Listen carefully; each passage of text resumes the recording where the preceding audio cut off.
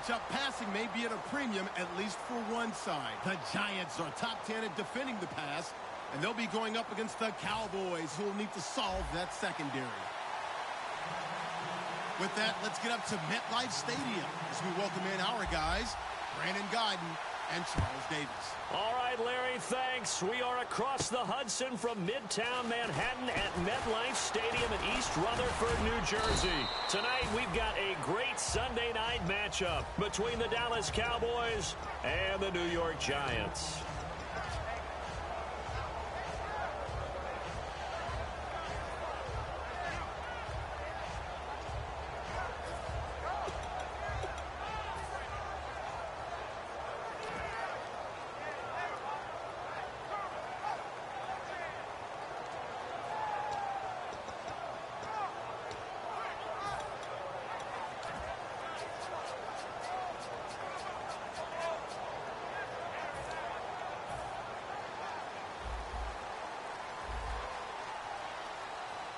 They'll come out in the pistol.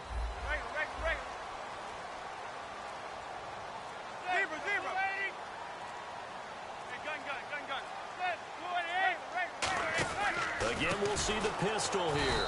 Here's Vereen. And he is going to lose yardage here. He lost 6 there on the first down play. Anthony Barr got a real education at UCLA in playing not just his normal position of stand-up outside linebacker, but down defensive end. So he had to incorporate a variety of moves, take on bigger people. So he learned great leverage while he was there. That really helps him when he's trying to stop people running the ball. Born in South Bend, Indiana. Thought about going back to go to Notre Dame, but you're right. Great career at UCLA and now a great career in the NFL.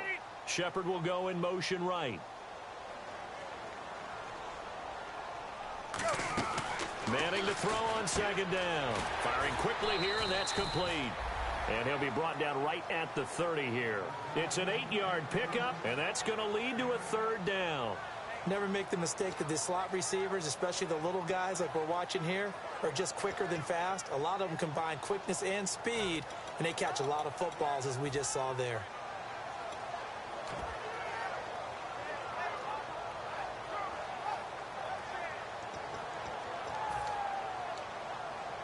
An early tough test on the opening drive. This is 3rd and 8. Shepard will go in motion right.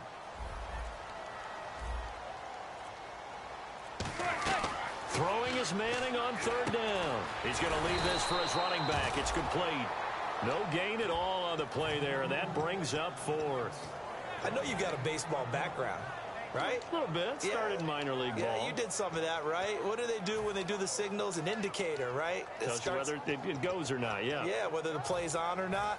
How about the indicators offensive linemen give when they're getting ready to run a screen pass? And if those get red, well, we just saw that there, didn't we? No gain. No gain. Deciphered it and finished the play off.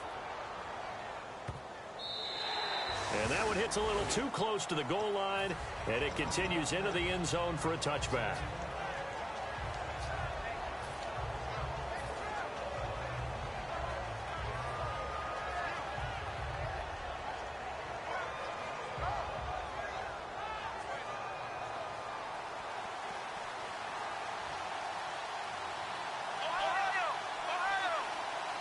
They'll come out in the pistol. In motion left, Curse. They run with a rookie. Here's Elliott. And he's going to be unable to get upfield as they take him down at the 21-yard line.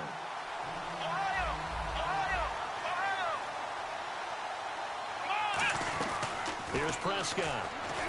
And it's complete to Ladarius Green. It's a pickup of 16 there, and it'll lead to a new set of downs. And there's another completion to the tight end. And let's face it, it is hard to overthrow a 6'6" target. It is indeed.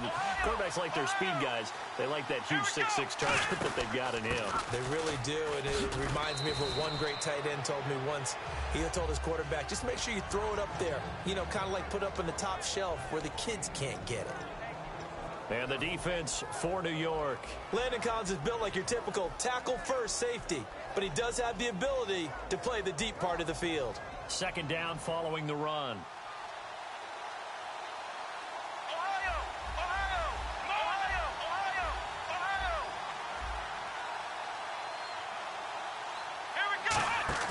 Now Prescott.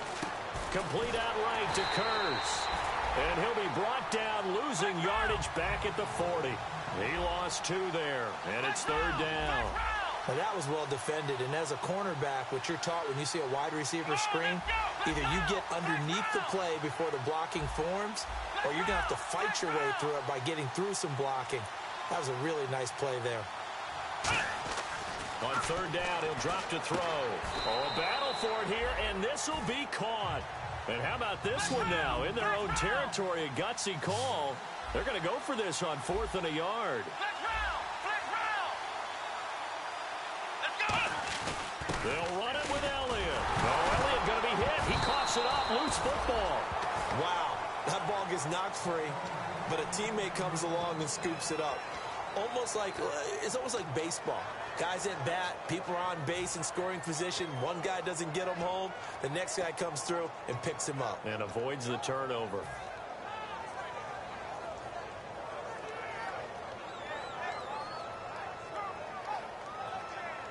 So here we go, 1st and 10 now.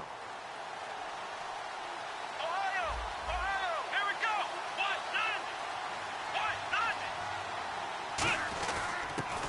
And to give this time to the tailback. And able to break one tackle, but then quickly brought down. But a nice little gain. 8 yards on the pickup, and now they'll have some options on 2nd and short. Offense walks to the line for play number 7 of the drive.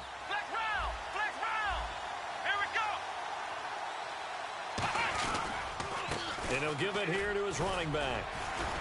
And they'll be inside the 35 now at the 34-yard line. They get 9 out of that one, and as a result, the drive continues. Not too many more ideal situations in 2nd and 2 in order to try and pick up a 1st down. They ran it and picked it up. And a new set of downs here after picking up the 1st on the ground. Possible run anticipation. Here's the D-line sandwiches together. A 1st down carry by Elliott. And he's brought down. 13 yards there on the pickup. And the Cowboys are going to get a 1st down. So good for the Buckeyes last year, and he's taken that from the college game, showing some glimpses of it here in the NFL. How about his last season with Ohio State? Over 1,800 yards. Only one game where he didn't get over 100. And remember, he demanded the ball from then on out. I think they listened to him, and they were smart to do so. And now they're giving it to him here on the next level. They keep on the ground with Elliott. And able to push his way forward here for a good little gain. It's a pickup of 4, and it'll bring up 2nd down. Not a run that you're going to write home about, but still a good 1st down run. That's what an offense calls staying on schedule. 3 to 4 yards on 1st down, you're set up very well for the rest of the drive.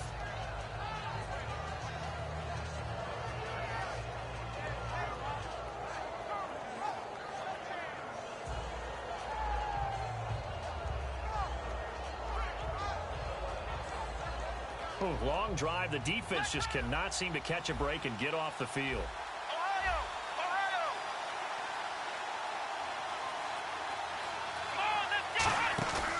Now they'll switch it up here and look to throw.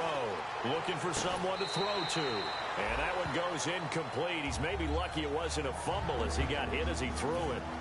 When defenses get to the quarterback that quickly, a lot of times it's called a jailbreak. It wasn't quite that fast, but fast enough that he had no time to look downfield and set himself to throw the ball. And as he tried to do that, he was hit, and it forced an incompletion.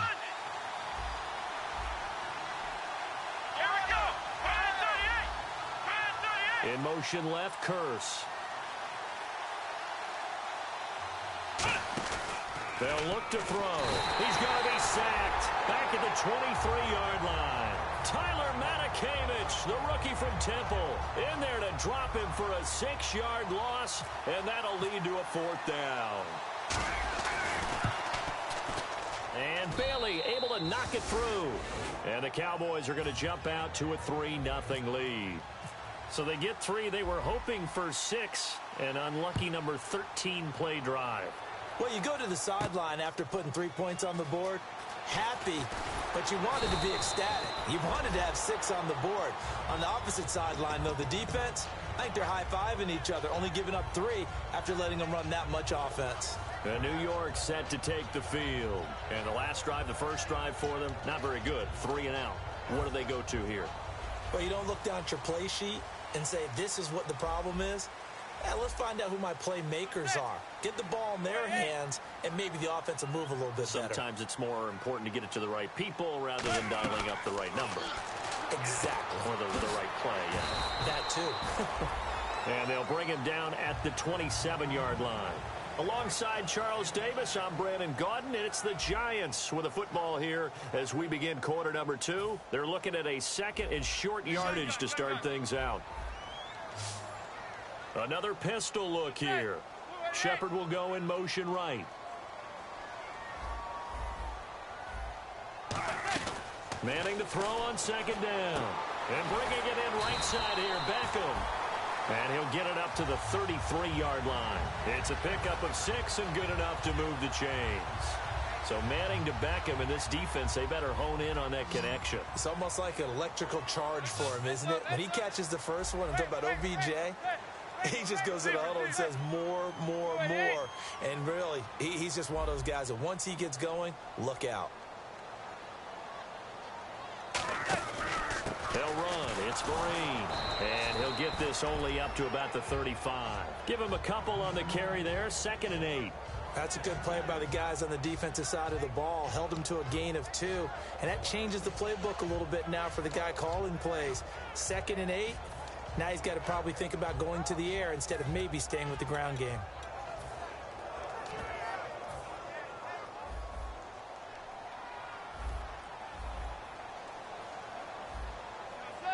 Shepard will go in motion right.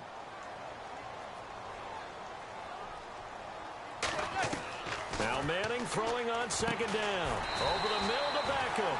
And he'll be taken down, but not before he gets into enemy territory.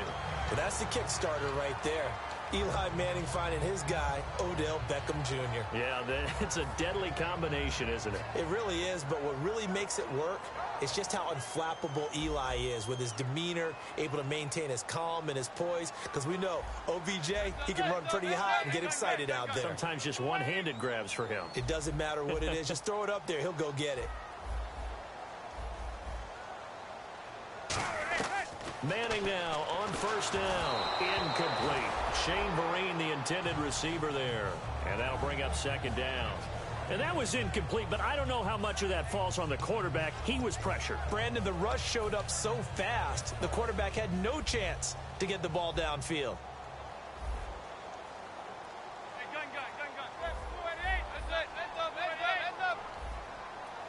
Shepard will go in motion right. On the run, here's Vereen. And they go backwards here, losing yardage back at the 48-yard line. So he loses 3 yards there. Now 3rd down.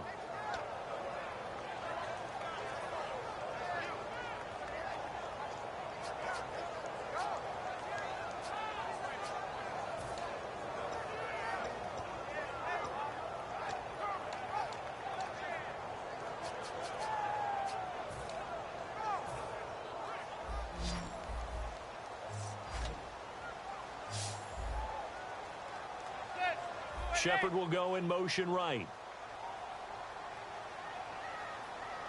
On 3rd and long, it's Manning. He's got Cruz complete. And he'll be taken down, but not before getting this inside the 30. Well, the advantage has certainly shifted to the defense as we began that 3rd down play, and they found a way to foil it and pick up a first down. 3rd time's a charm, right? 2 incompletions. Had to have it on 3rd, and they got it. Yeah, they stuck with it, weren't daunted at all, and picked it up.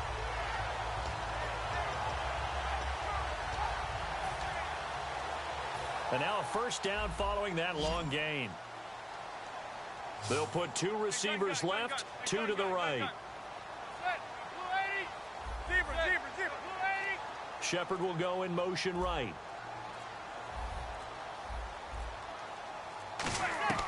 On first down, Manning out out to the flat. That's complete to his running back. And they'll bring him down at the 18-yard line. It'll be a pickup of 10 yards. And that'll make it second and a foot or so. When you run a screen pass really well, you got to like the look of it because so many parts come together to make it work well. The offensive linemen where they're faking people out, the back slipping out there, catching the football, then all of them going together as one unit downfield. A really nice pickup. Shepard will go in motion right. Now Manning on the bootleg. And that is caught. He's got it for a giant touchdown. Victor Cruz, his 5th touchdown now on the year. And the Giants are going to jump back in front. And, partner, they found a gap there on the post pattern, and it was in the middle third of the field. And that's really difficult to do because ordinarily the safeties are back there to prevent that happening. But they found the opening and exploited it. And this is up and good to make it 7-3.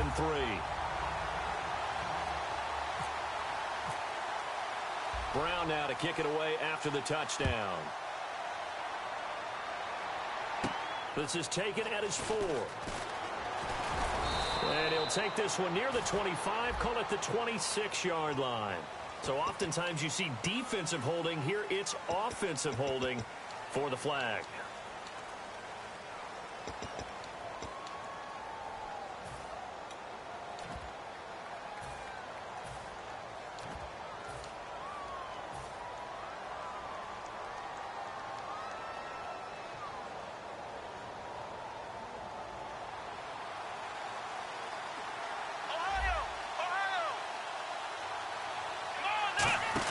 They'll give it to him right up the gut. And not a whole lot to speak of there as they'll bring him down shy of the 20. A gain of 3, second down. Well, it wasn't much of a gain, but we're getting near the 2-minute warning. So maybe they just want to get to that point. No, bottled up. Fumble. It's out. It's loose. So it goes as a fumble, but the key thing, not a fumble loss. Yeah, that stat's big, isn't it? I mean, I remember watching teams play. The ball might be on the ground a number of times during the game, but if the other team doesn't get it, that's a huge difference in the ball game. And in this case, they were able to retain possession.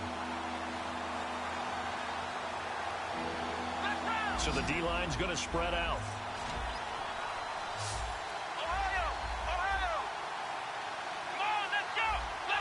And the big tight end shifting around. Now Prescott. And able to find Green. And they convert on third with a gain of 22. So there on that play, offensively, they ran the crossing route. Defense was in zone coverage. So as a former DB, how tough is it to defend that? It's really difficult because your natural inclination is to chase the receiver and maybe leave your zone. So you have to have discipline in order to talk to your other coverage guys and let him know that that receiver's crossing from your zone to the next zone. He's coming your way. Make sure you have him. And then when the ball is actually thrown, secure the tackle. When they're moving on crossing routes, if you miss a tackle, it usually results in a big play.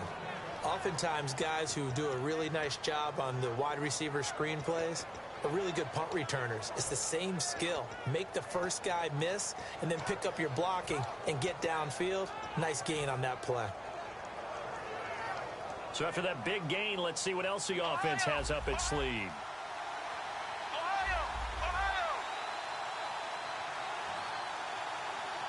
Let's go. Brand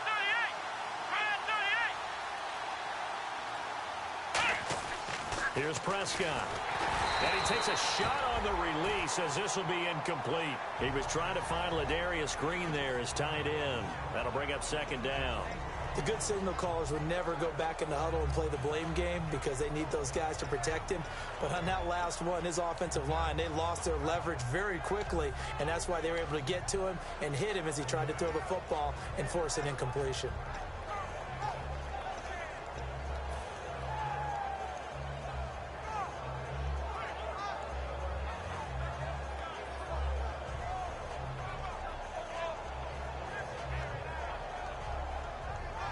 Second down now after the incompletion. Let's go. Play clock down to 5, and they're going to burn a timeout. It's just their first, so they'll have 2 remaining here before we get to halftime.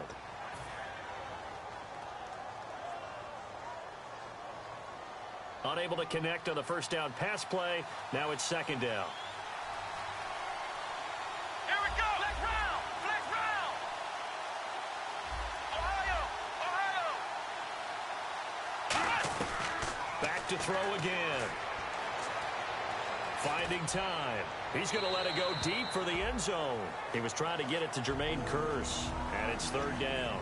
Tremendous field position there and a perfect time to do exactly what they did. Take a shot at the end zone. And they went for the big play, just unable to complete it. Here comes the 7th play now of this drive as this is 3rd and 10. Come on, let's go. Grand 38. Ohio. They'll stick with the passing game as he looks to throw. And incomplete. The contact made the ball roam free and brings up 4th down. As tight ends go, he might not provide the super flashy plays very often, but he's pretty reliable. Usually an excellent target and normally catches what's thrown to him, but he didn't on that play. And Bailey able to knock it through. And they'll get it back within a point at 7-6. So the scoring drive encompasses 9 plays, but the net gain, 3 points. And you're going to have drives like that in this league. Sometimes you just got to take the 3 and move on. Always better than nothing. And now out come the Giants. And that last drive, a long drive, but not just that. They had a great air attack going. Do they stick with that? I would think that they would, because if they were confident enough to do it on the last drive, starting backed up in their own territory, why would you change anything? They've got to be confident about what they're presenting and continue to do so. Yeah, because the secondary, they really look clueless. And that was amazing because that drive went and went, no adjustments and no big plays by the defense to knock the ball away. Manning now on first down. And this is Shepard on the catch. And he's brought down. Give him 11 on the gain there. And it's good for a New York first down. Everything about that play was beautiful. A great corner route where the receiver worked the defensive back inside and then broke back to the outside to the corner. But how about the throw by the quarterback? And now the ball comes out. Manning lost it. I'll call it luck or skill, whatever the case is. They're feeling good about just keeping the football there. Yeah, the biggest thing that they're calling it now, our ball. I mean, they don't care if it was luck or skill. Boy, the panic that jumps up in your chest when that ball's on the ground, whether you get it or your teammate gets it, just as long as you maintain possession, that's all you're looking for. A near turnover, but the offense recovers it. Now they'll try to regroup on second. Shepard will go in motion right.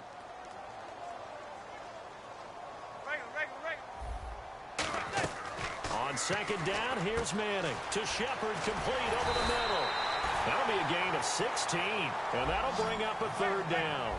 Well, if you do read man coverage, Brandon, the drag route's a pretty good one to run against it because you're running away from people on it. Manning going to throw. A 50-50 ball here, and it's intercepted. Picked off, it's J.J. Wilcox. And he will be brought down as time is now run out on this first half of action. All right, thank you, Larry. Plenty of intrigue to come. A 1-point game as we get set for half 2. So both teams have their marching orders, and we'll get going again here in quarter number 3. And a fair catch signaled for and taken successfully. Out come the Cowboys now as he'll go on offense first here in this 3rd quarter. And after the field goal last time, we'll see what they can get here. At least they got points out of the last drive, Charles. I never met an offensive coach that didn't want to drive to end with a kick. Most of them wanted to end with a PAT, right? In this case, a field goal, they'll take it. Way better than the alternative, which is a punt. Yeah, but you met fan bases that wanted that, that weren't happy with that field goal. I haven't met a fan base yet that wants to drive down with a kick, other than the extra point. That's it. Oh, it's a screen pass. That's complete. And they'll take him down at the 31-yard line. Give him 6 on the play, and it'll be a 2nd down. And now it looks like they're going to be in the hurry-up. For a second there, I thought that might break big. Screen pass. Looked like it was coming together. Looked like there was an opening. Still, ended up with a solid game. Now the 5th-year man, this is Lance Dunbar. And he went nowhere. He'll lose yardage back to the 29. It's a loss of 2, now 3rd down. And yet again, this run game just continues to be completely shut off. Completely stymied. I mean, they're trying to get some consistency, trying to find places to roam. They just haven't been there throughout this game. And ready for 3rd and 6. Let's go. Try 38. In motion left goes Janis. They'll set up a throw. He's got his man here. It's Green. And a nice gain of 21 yards. Partner, it's a lot of fun watching the NFL now, isn't it? Because when the big fella runs routes, it used to be when we were kids, he'd run about 3 different routes, and that was it. Now he can run anything and catch the balls we just saw there. They're going to hurry back to the line now. From the midfield stripe, they'll look to throw. It's caught on the left side by Kurz. A loss of a full 3 yards, and now it's 2nd down. 2nd down, offense behind the sticks here. 2nd and 13. Well, I know it goes against the instincts of the person catching the ball because all you're ever taught is catch the football, don't drop it. But drop it there. Yeah, in that situation, dropping it would have been better. End up losing yardage, even though they completed the pass. As good as a sack. Yeah, how about that? Although they won't get the same credit for it, and it won't have to make contract time. Oh, and this ball's tipped and intercepted. It's the first-round pick, Eli Apple with it. And his crew will take over at their own 45-yard line. Here's the Giants offense now getting set to start the 3rd quarter. And following the interception, just any interception, are you a little bit more cautious when you start that next drive, or no, you just throw that out the window? I think you are. I don't think that there's any way you can run back out there and go, totally didn't affect me. Let's just go ahead and be loose with the football again. You're going to take care of it, but you have to be careful about being too cautious because now you can't run any offense at all. Still want to attack. We'll see how they attack them here. Zebra. Blue 80. Heads up. Zebra. Blue 88. Shepard will go in motion right. So after the INT, it's Manning. Throwing over the middle, and it's incomplete.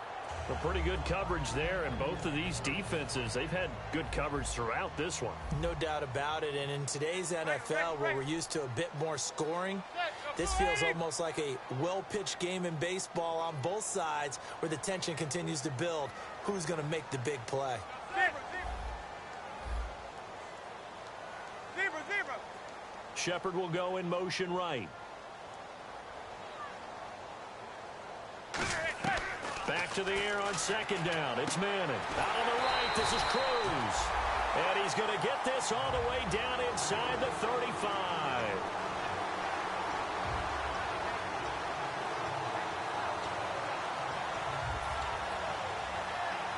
Now the offense lining up 1st and 10. Zebra.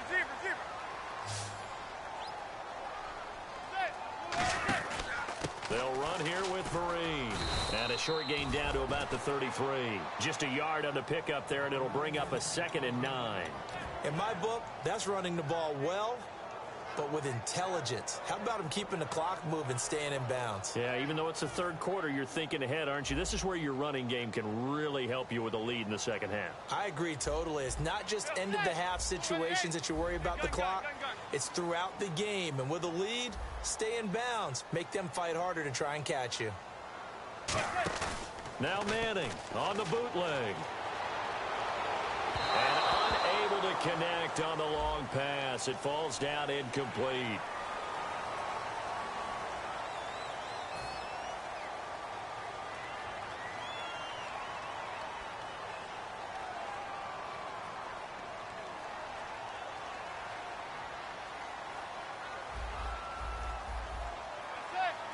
Shepard will go in motion right.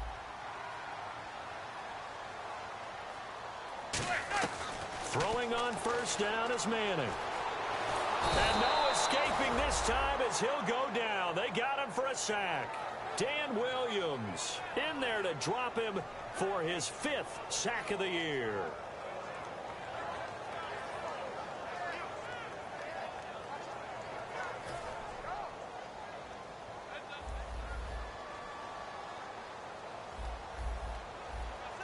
Shepard will go in motion right.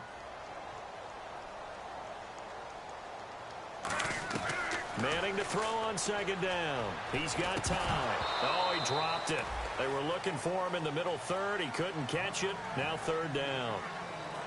It looked like they had something there, but I think that he was thinking about running with the football before he actually hauled it in, and that led to a big drop.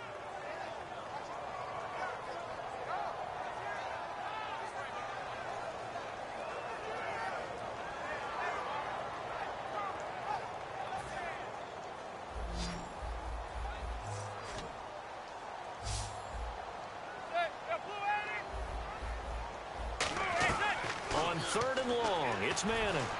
And that is incomplete. They were trying to get it there to Sterling Shepard, and that brings up 4th down. Well, sometimes you just have to take things into your own hands, don't you? I mean, the offense is really struggling in this game. They're the ones keeping things going. They have to continue to play at that level.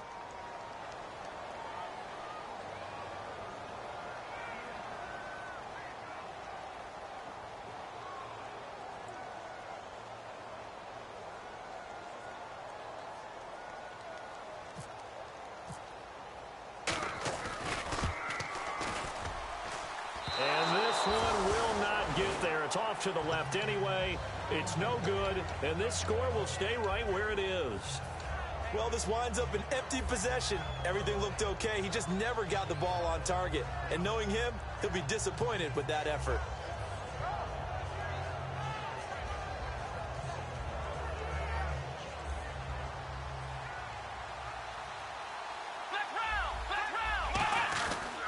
They start on the ground with Elliott. Room here to run. Ezekiel Elliott gonna take it the distance. Touchdown, Cowboys. Ezekiel Elliott, his 11th touchdown of the year. And the Cowboys have once again taken the lead. And on that long run, maybe the defense caught napping a little bit. The concentration level may not have been there. I agree with you on that one, because those types of plays, when they result like that, they're almost like big bolts of lightning, aren't they? Whoosh, and off he goes.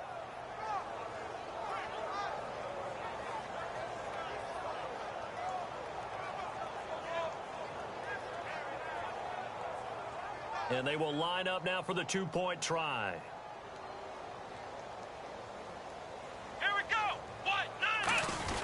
They'll try to run it in with Elliott. And this time he'll be stopped short of the goal line. He might have been out of gas after the long run. In any event, the try for 2 fails. Bailey now to kick it away after the touchdown. This is fielded at the goal line. And a nice job there on special teams as he's taken down at the 14-yard line. And here comes the Giants offense back out onto the field. Last time out, they had that long 50-plus yard field goal that they missed. And I'm sure on their sideline, they're thinking to themselves, okay, do we still want to try one if we're in that position again? And I would dare say that the answer would be yes. They're going to have a lot of confidence in their kicker. But just to be on the safe side, I'm sure they told their offensive guys, can we get a little bit closer this time? Get a little closer. Yeah, well, you know, I'd rather get in the end zone first and foremost. But if all else fails, less of a field goal attempt for him. Caught left side, it's Beckham. A good pickup there, 26 yards. They hit that crossing route really well. Excellent timing, puts it right on him, and he keeps running. Yeah, turned it upfield for good yardage. So the offense has it 1st and 10.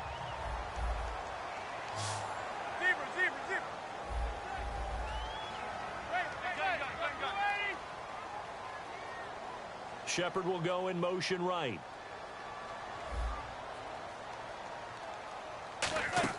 Manning now on 1st down. They'll try and set up the screen. It's complete.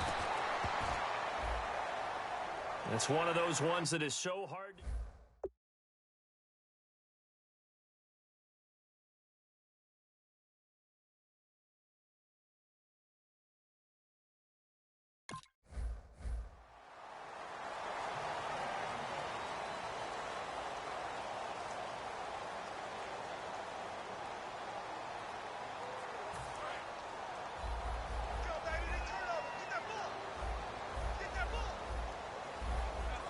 Shepard will go in motion right.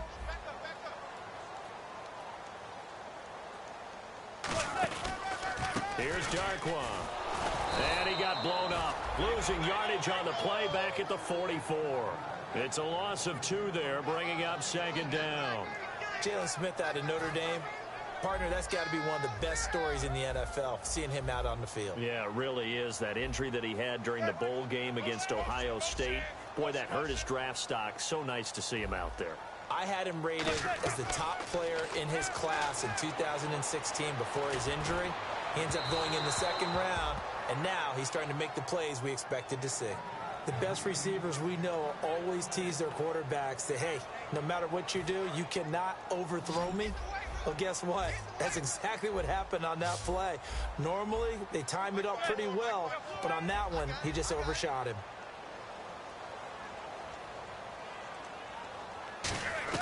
Throwing is Manning on third down. Surveying the field. He's going to take it into double coverage, and it's intercepted. Picked off by Morris Claiborne. And they have the football and will take over at the 24-yard line. Now the Cowboys offense heads back onto the field. And they hit the home run last drive. One play on the ground all the way to the house. Now the defense, maybe they're expecting a run here. Partner, I love your description because when we talk about hitting the home run, we're usually thinking about a passing play, aren't we? Something in the air, deep ball. But how about them just taking it big-time jaunt? Now if you're coming back out, now they've established this run game, the play-action pass could very well be open. 2 yards on the pickup there. It'll be 2nd and 8. Yeah, that wasn't a big run, just a short one there. But guess what? Sometimes you treat it like boxing. You throw that jab out there, and you throw it again, you throw it again, then you come with a big punch later. Maybe they're just trying to set them up.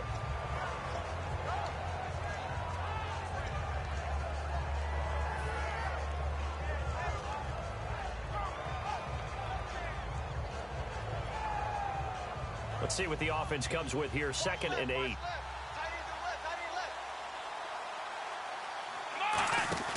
Here's Prescott. And he will lose yardage here back at the 23-yard line. They'll wind up losing 3. And now it's 3rd down. And they'll be in search of 11 yards here on 3rd down. Let's go. 1, 9. Now Prescott.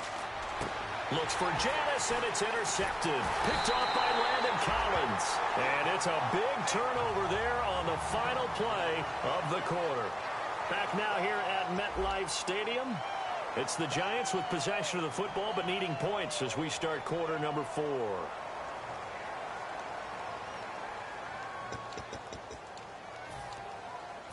Really nice starting field position here for the offensive unit.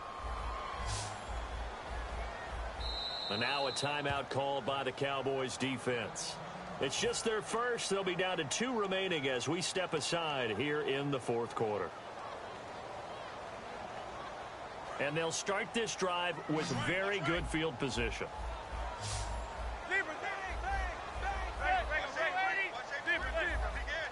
They'll put 2 receivers left, 2 to the right. So after the INT, it's Manning.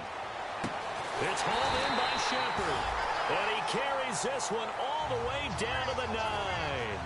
And a nice little pass and catch there on the corner route. Set up very well by the receiver with a head and shoulder fake inside before he comes back downhill to his quarterback. Shepard will go in motion right.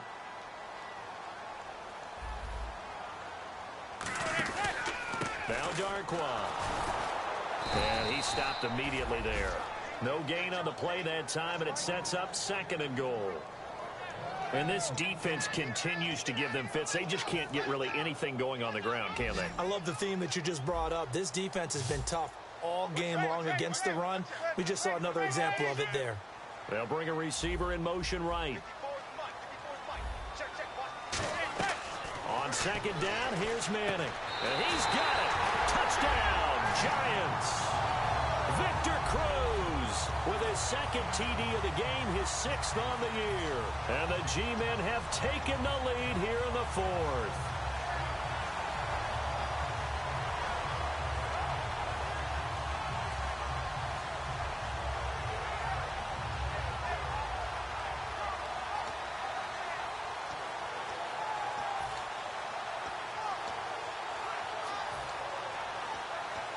A big play looming for the Giants as they'll go for 2.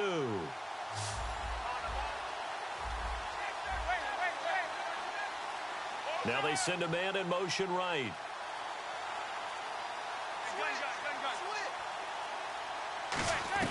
Eli's going to throw. It's complete, and he'll get into the end zone. So now a field goal would only tie as they've upped their lead to 3.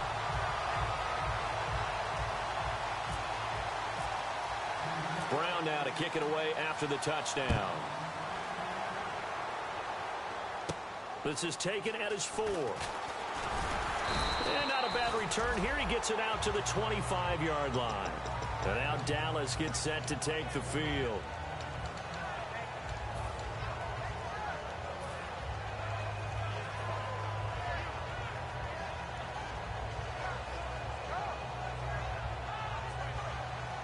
The defensive line disperses a little bit here, maybe expecting a pass. Let's go. Green, the tight end, in motion. They go back to the air here after the INT on the last drive. And, oh, he took that in one-handed. What a grab. The last drive he threw the pick, but he's not shy. He's going downfield again there. And you can't be, because if you back off after throwing an interception, your whole game plan just goes right out the window, and it makes things easier for a defense. And you and I both know there's a quarterback in this league that's any good that doesn't throw an interception occasionally, and they usually bounce back in a big way. I've seen guys throw 5 and still find a way to win the game in the end. And quickly they get to the line.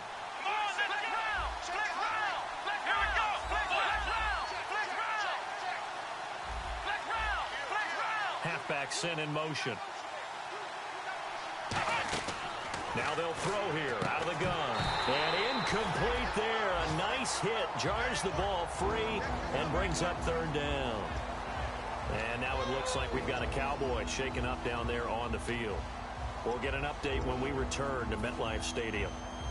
And now on 3rd down, they'll need to get it to the 36 to pick up the first.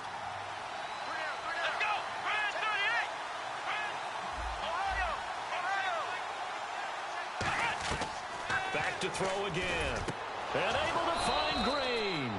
15 yards through the air and a 1st down. Well, partner, when you ask anyone other than your QB to throw the ball, you must have a lot of confidence or you think you're really going to fake them out, and it looks like they did exactly that. Yeah, going deep in the playbook and a great grab on the other end. Got a man over the middle. It's Williams. And they'll be inside the 25 now at the 24. When you see zone defense and you know you've got a drag route on as your primary call, you've got to be really careful as a passer about how far you let your guy go because he might wander into some tough coverage.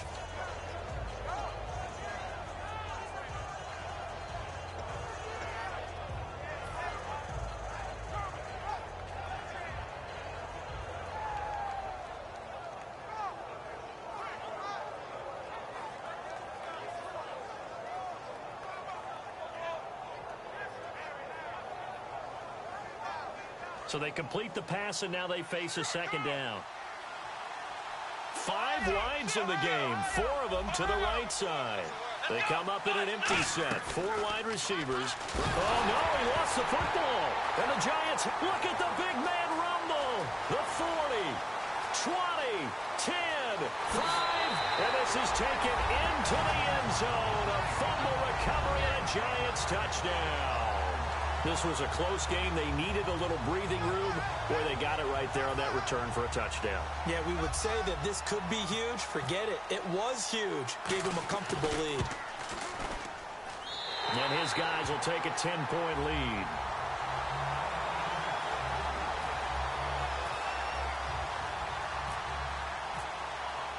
So here's the kickoff now as they'll get it again following that fumble return for a score. This is taken at his 4. And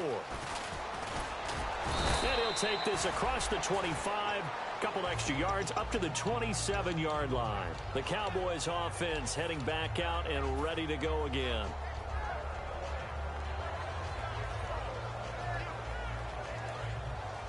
And some changes here as the D-line separates some. They come out 5 wide, 3 of them to the right side. Green, the tight end, in motion. Here's Prescott. It's brought in by Janis. And he'll be taken down, but not before he gets into enemy territory. And partner, a nice little connection there on the corner route. The receiver set it up perfectly, worked his way inside, and then broke it back to the outside for the completion. He goes for 18 there as the drive will continue. And now they're in the hurry-up. I know many people like to throw to the tight end, maybe in a little flexed out position because he creates mismatches with his size. The slot receivers do the same thing with their quickness, their speed, and their route running savvy. Normally, he's pretty reliable, usually catches what's thrown to him. On that play, he simply dropped it.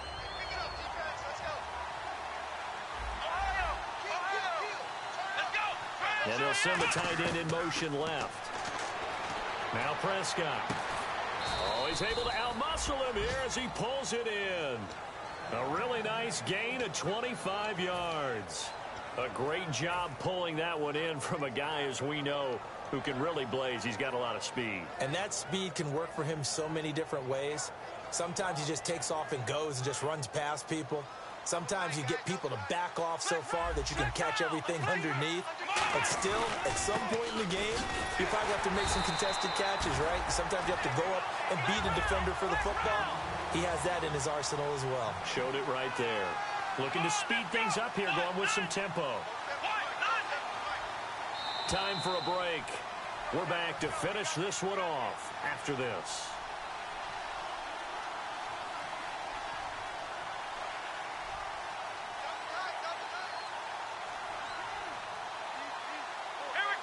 Now they'll send a tight end in motion left. Now back to throw. Looking middle, and it's incomplete. He was looking for his tight end, James Hanna, and it's 3rd and 4. And a pause in the action because the booth, they see something that they want to take another peek at to find out if this was a touchdown or not.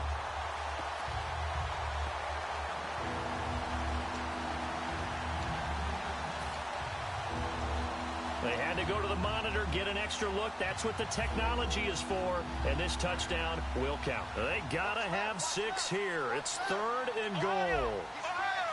Let's go! 38! Come on, let's go! They'll set up to throw, and he couldn't hang on to it through the contact. Incomplete. Everything about that play tells you about today's NFL offenses and what they're asking out of running backs. You can't just be a guy who can run the football. You have to be able to catch it as well, and he didn't get that done on that play. And Bailey able to knock it through. And high fives for that one as that drive ends in 3. All right, so now then, the field goal puts you back within 1 score, but I'd be surprised if this is not an onside kick coming up. Yeah, you still got the 2 timeouts, but I think you're right. I think you roll the dice right here. Now, after the field goal, Bailey will kick it away.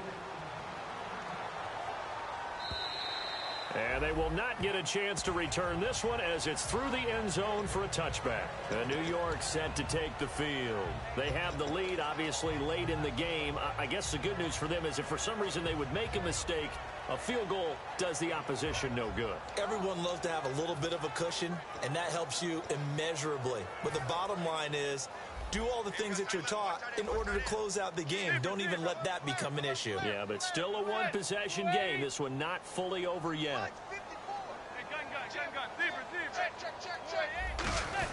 On first down, here's a handoff to Vereen. And he's able to plow forward up to about the 29, just shy of the 30. And now the Cowboys are going to call another timeout. That'll leave them with just 1 remaining in this 4th quarter of play. And after the play on the ground, that brings up 2nd down here. And the D-line pinching together must be expecting the run.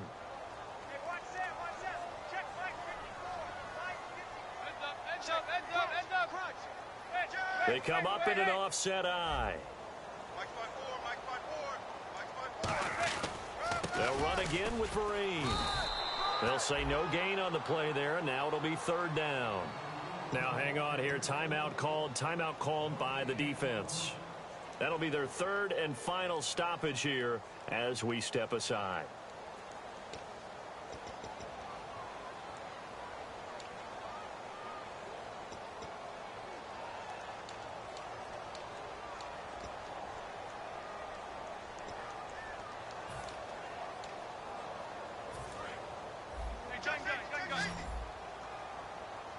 Third and 5, so they bring in an extra defensive back. Expecting pass.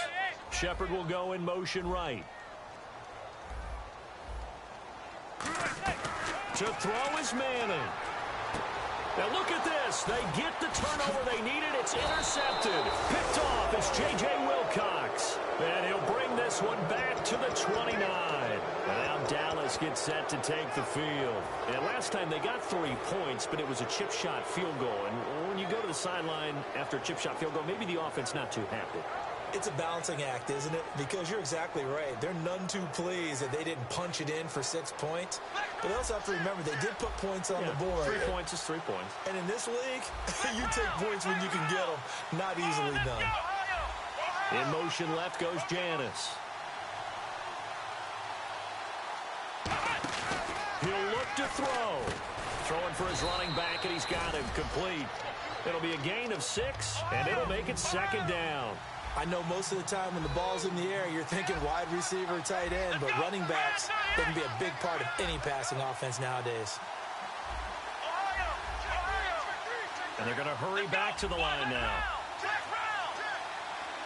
In motion left goes Janis.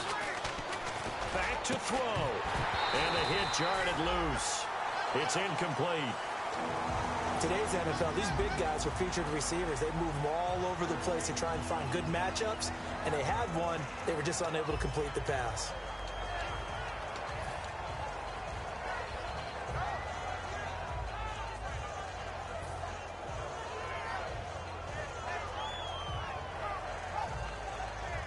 Let's see what the defense dials up here. 3rd and 4.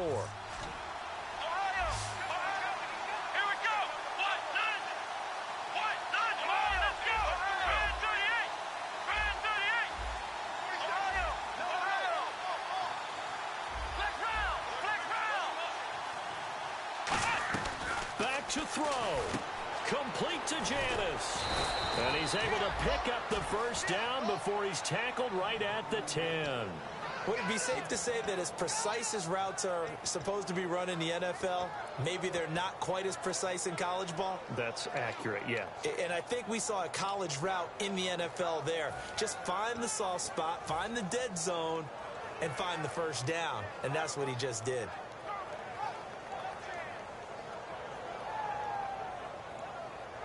And the next snap coming inside the red zone here. One man in the backfield, Elliott.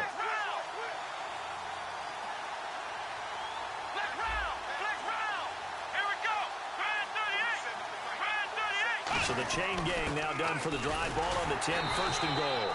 And he is swallowed up right at the line of scrimmage. They'll say no gain on the play, and it'll be 2nd and goal. And they're going to speed things up here. They'll look to throw. That'll be incomplete with 9 seconds now showing on the clock. All defenders get tired of hearing about their lack of hands and why they're playing defense instead of offense. But in this situation, it was the hands that made the play. Batting the ball away on an attempted touchdown pass.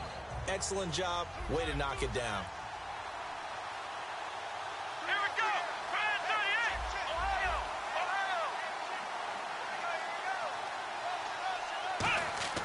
He's back to throw. And that is incomplete. 7 seconds remaining.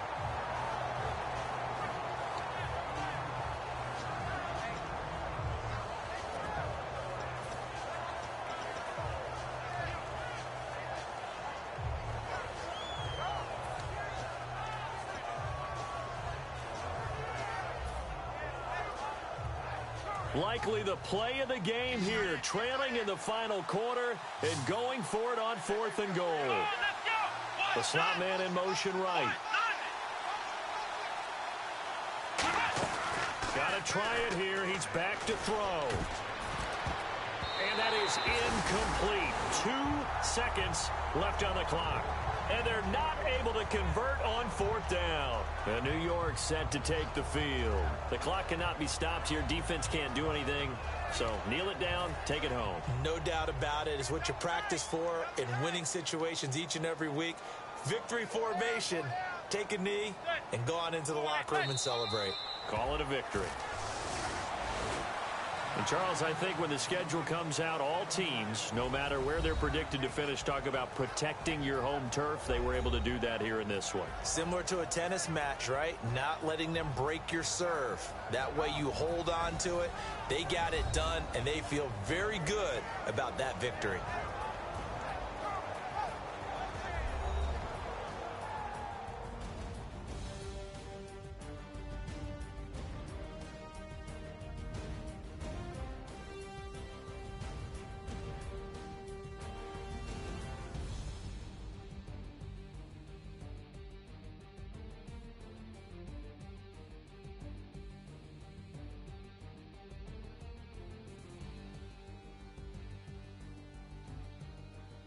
That'll do it for us. For Charles Davis and all our hardworking crew, I'm Brandon Gaudin. You've been watching the NFL on EA Sports. For more, find us on Twitter at EA Madden NFL.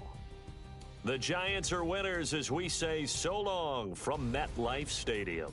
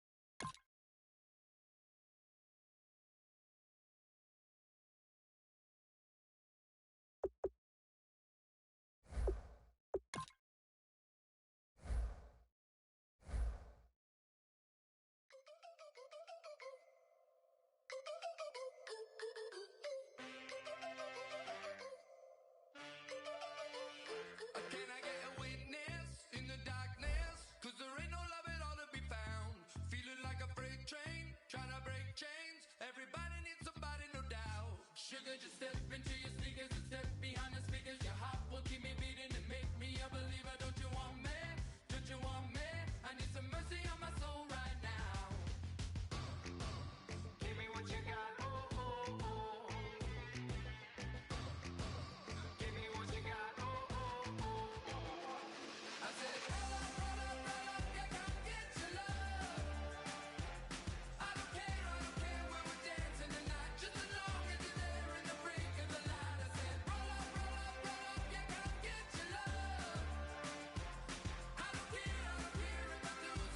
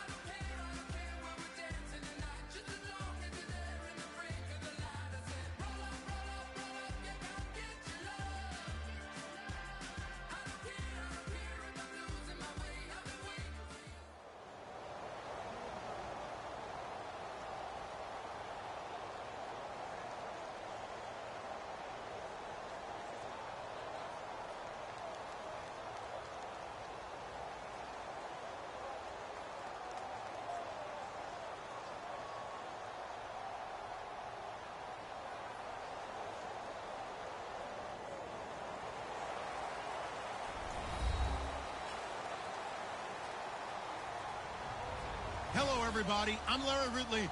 You're tuned in to the NFL on EA Sports. In today's game, we've got two middle linebackers who will look to lead their defenses to victory. It's the Broncos going up against the Seahawks. With that, let's get you up to Seattle. We're standing by are our commentators, Brandon Guyton and Charles Davis. Thank you very much, Larry. We are here on a football. Straight ahead, a rematch of Super Bowl 48, and it should be a good one between the Denver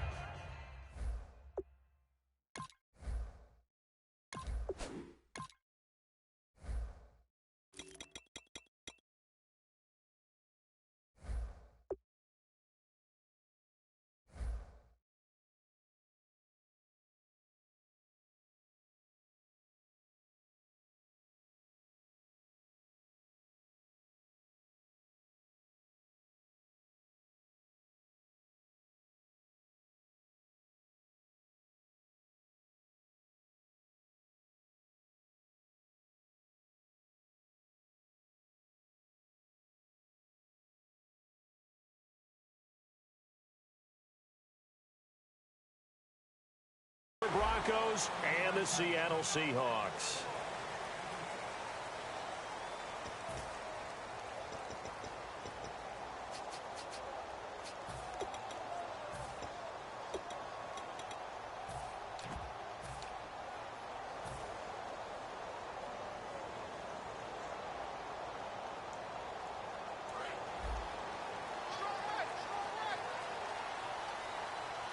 They'll come out in the pistol. And he is going to lose yardage here. A loss of a full 3 yards, and now it's second down. When we did DeMarcus Ware's games in Dallas, didn't we spend most of the time talking about him rushing the passer? We did, and how about now? Oh, boy, he's expanded his game in a big way. Really does a great job in the run game now, using his length, using his leverage to hold the point of attack and make plays as we just saw there. Well, everyone likes a triumphant homecoming, don't they? And Aqib Talib coming back to Tampa for the first time to play the Buccaneers. 2 interceptions for the Broncos. Not bad. Now 3 on the season, 33 on his great career. A flat-out ball hawk. And he's got a first down.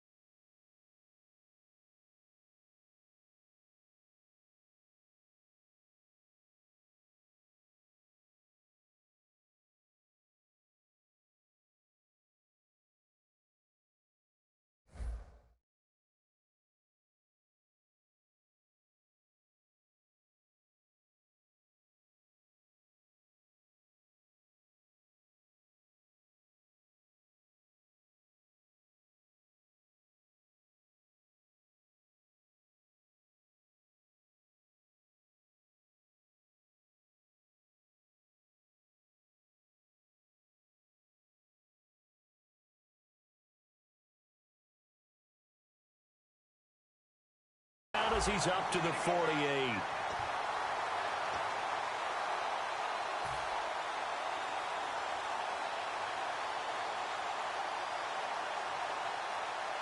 Offense comes to the line now, 1st and 10.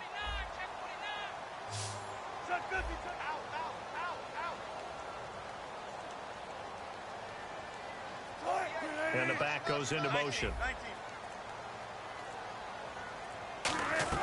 On 1st down, Wilson. Complete. Richardson has it.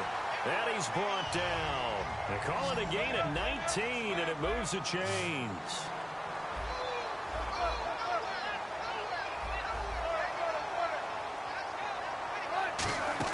On first and 10. It's Wilson. Looking for Baldwin. Intercepted.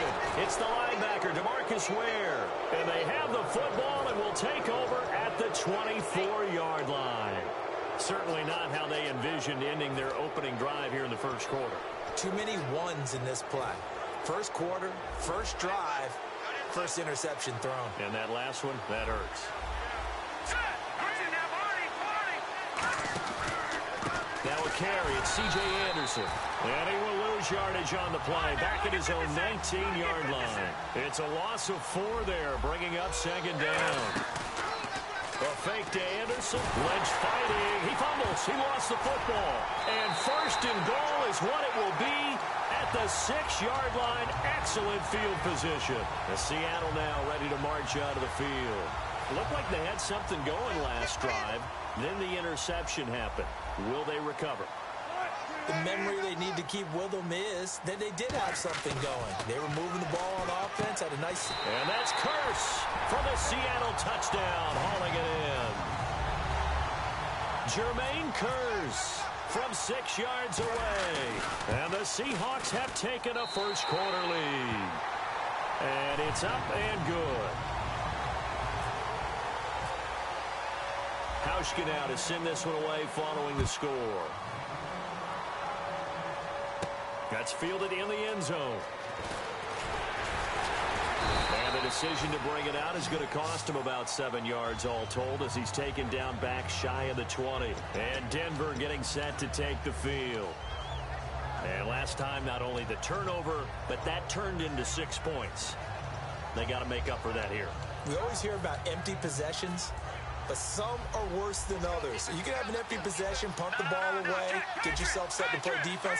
But when you turn it over, it changes momentum. And when they take it downfield and punch it in on you, that's a bad possession all the way around. Yeah, but you're hungry to get back out there, aren't you? You better be, because otherwise, it's going to be a long day for you. The offensive lineup now, and the guy we highlight, Emmanuel Sanders. You can use him in any spot as a wide receiver. Now that'll be tipped and intercepted. Picked off by the all-pro free safety, Earl Thomas. The Seahawks offense now, they get ready to head back onto the field. And they will simply, Charles, be looking to duplicate what they did last drive when they were able to push it in for 6.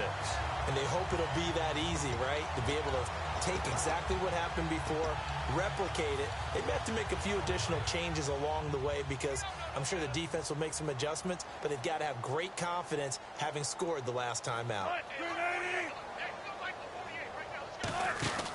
They'll give it to him right up the gut. And he's going to be brought down inside the 45 at the 43. 9 yards is the pickup there, and they'll have a 2nd and 1.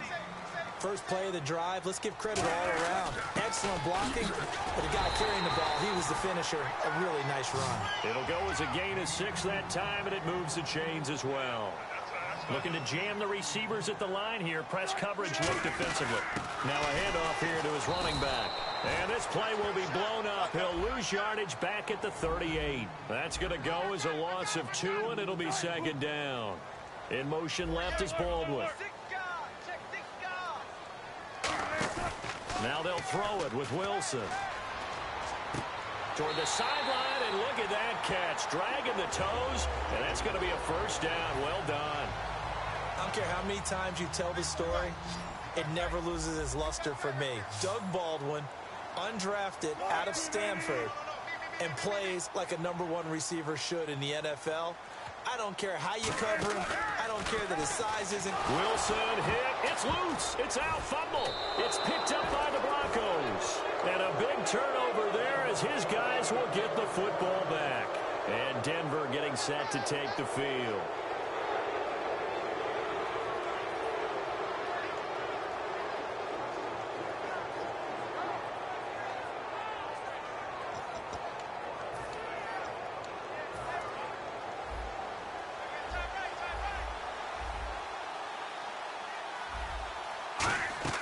Following the fumble recovery, here's Lynch.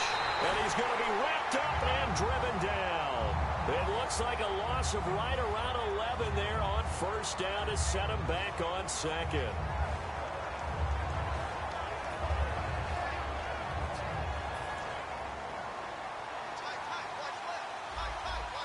Thomas, the lone receiver left. On second down, here's Lynch. Left side here to Sanders. It's a gain of 6 on the play. It may have been a slow start statistically for the receivers of the Denver Broncos, but Emmanuel Sanders, Demaryius Thomas, they're really starting to break out now. Emmanuel Sanders really getting comfortable with Trevor Siemian and Paxton Lynch. He looked comfortable against the Buccaneers. 8 catches, 88 yards. He also scored 1 as well. And this is going to be incomplete. Emmanuel Sanders, the intended receiver. And that brings up 4th down.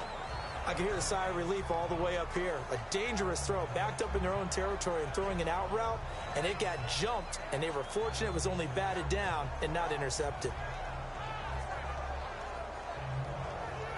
Here's Riley Dixon now. Back deep for the Seahawks, the All-Pro returner from 2015, Tyler Lockett.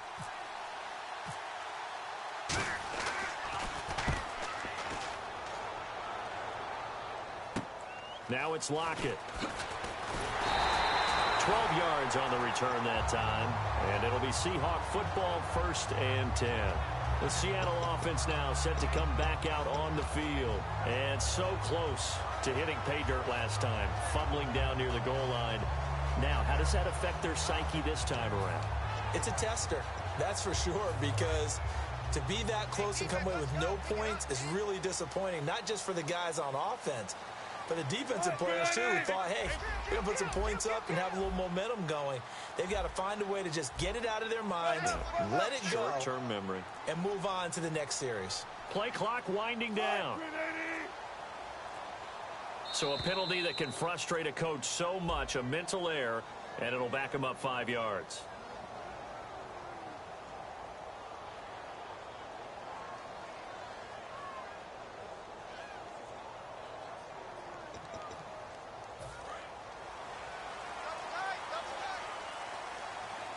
In the slot on the right is Graham.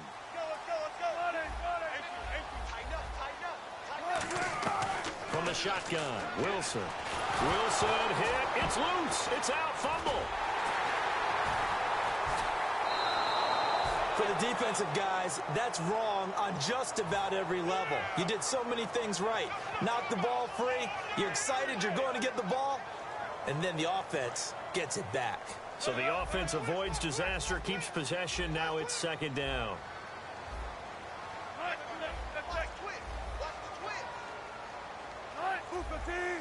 And they're going to go soft on the corners. The play clock's running down. Now Wilson on 2nd down. Under pressure, and he'll go down.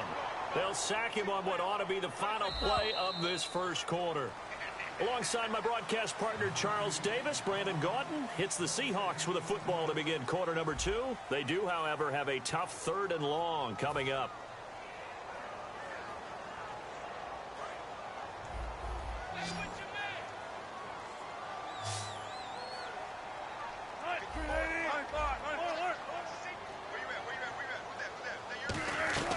Third and long, it's Wilson. He's got time in the pocket, eluding the pressure right. He's going to run, but he's got a long way to go. Wilson and the offense not coming off the field. They're going for it on 4th.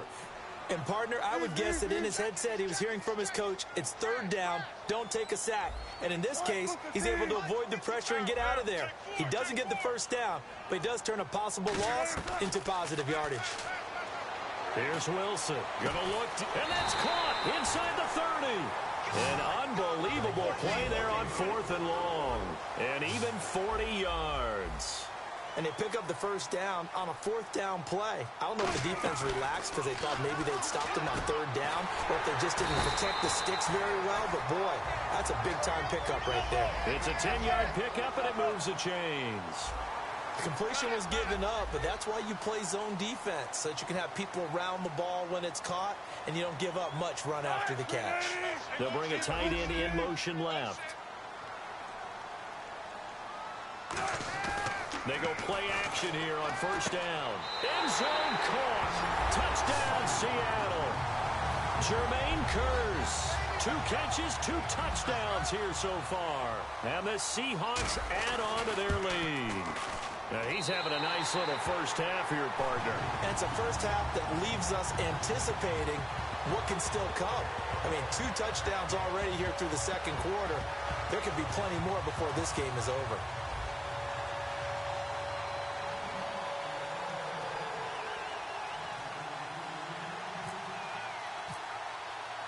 Hauschka now to send this one away following the score. That'll be taken in the end zone. A little track jump. And he will be brought down here at about the 17-yard line. Now this Broncos offensive unit ready to head back out onto the field. And last drive, 3 and out. Still a goose egg on the scoreboard. How do they break that goose egg? They've got to find a way to get the ball in the hands of their playmakers, get them some space, and try and make a first down and get some momentum going. It's been a struggle for them throughout the game, and that 3 and out on the last possession, that told you just how stalled they are on offense. So who will step up here? We'll see. And he'll go right back to Thomas, complete again. The pride of Georgia Tech, Demarius Thomas, he had a game against the Tampa Bay Buccaneers, didn't he? He did. 6 receptions, 94 yards, and now he sits on the cusp of 50 career touchdowns. He's at 49. And he's brought down. They give him 15 more, and it's another first down.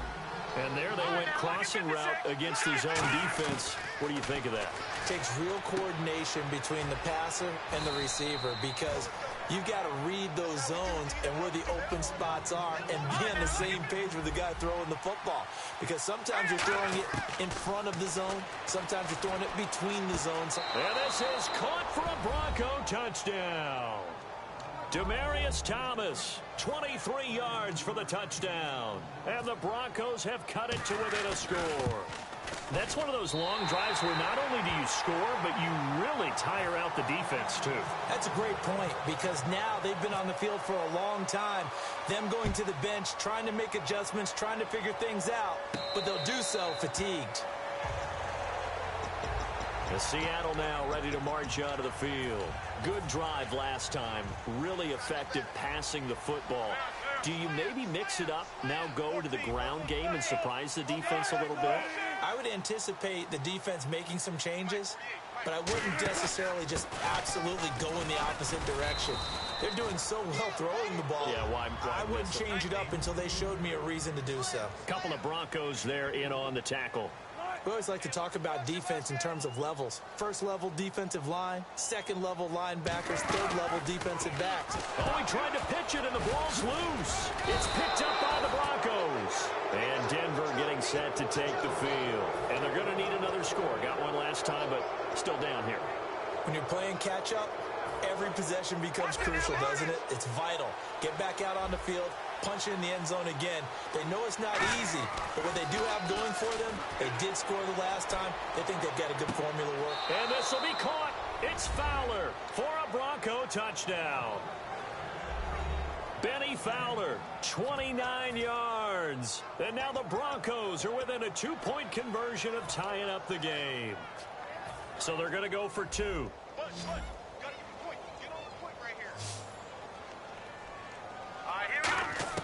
Lynch going to try and throw for it. And this one incomplete. So they went for the 2. They don't get it. So the defense gets the stop. I know it's situation to situation, but who has more pressure there, offense or defense, when they go for 2?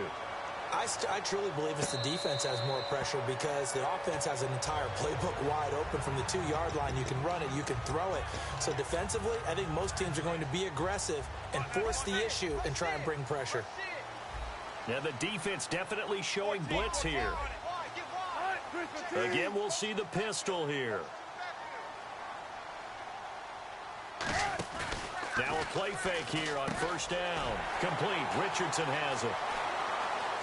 And now look at this. Big gain, but a fumble. But this will get out of bounds, so possession will stay the same. Now I have to admit, partner, that I've often thought that I don't like this rule. where the offensive player fumbles the ball, it goes out of bounds, and they get to keep it. That's just because you're a defensive guy. That's why you don't like it. Yeah, you're right. It is a slanted view, isn't it? But this is where, for the offensive team, the sideline is their friend. Usually it's not there for him. Yeah, exactly right. I actually played for a guy in college. You know what he used to name the sideline? Sammy. Sammy sideline, and use him well. He's going to hit his man out of the backfield. Complete. No gain on that one, and it's going to bring up a third down. Brandon, just mark that under the category of just not successful. Trying to throw the ball, just didn't work on that one. Completed it. No yardage. And he fires one, but incomplete.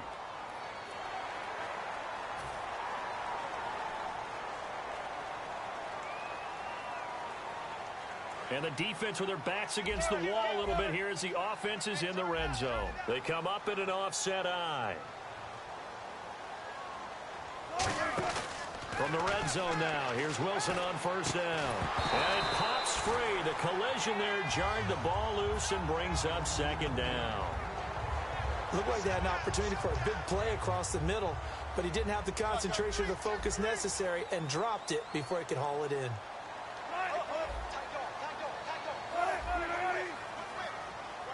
Another pistol look here. 2nd and 10 now, Wilson. And he's got the big tight end, Graham. Touchdown, Seattle. Jimmy Graham from 17 yards out. And the Seahawks find a way to stretch their lead. And they're able to up the lead by one more.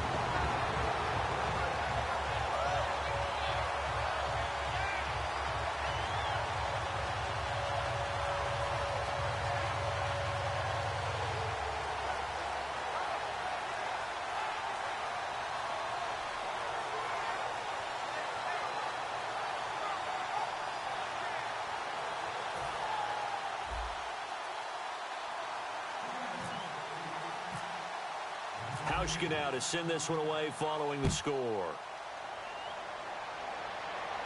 That's fielded in the end zone. And with a new rule, that decision to bring it out will cost him about 5 yards as he only gets to the 20. And Denver getting set to take the field. Last time they were out, they scored. Still trailing here, though, so some work to do. But it's okay in terms of mindset. Because they scored the last time, they're not quite as worried about being down on the scoreboard because now their confidence is a little bit higher. They feel like they've got something going, and they feel like they can attack again and put more points on the board. Are you scoreboard watching if you're the offense, or are you just focused on this drive? We wouldn't be telling the truth if we said that they didn't scoreboard watch. Everyone does it to some extent.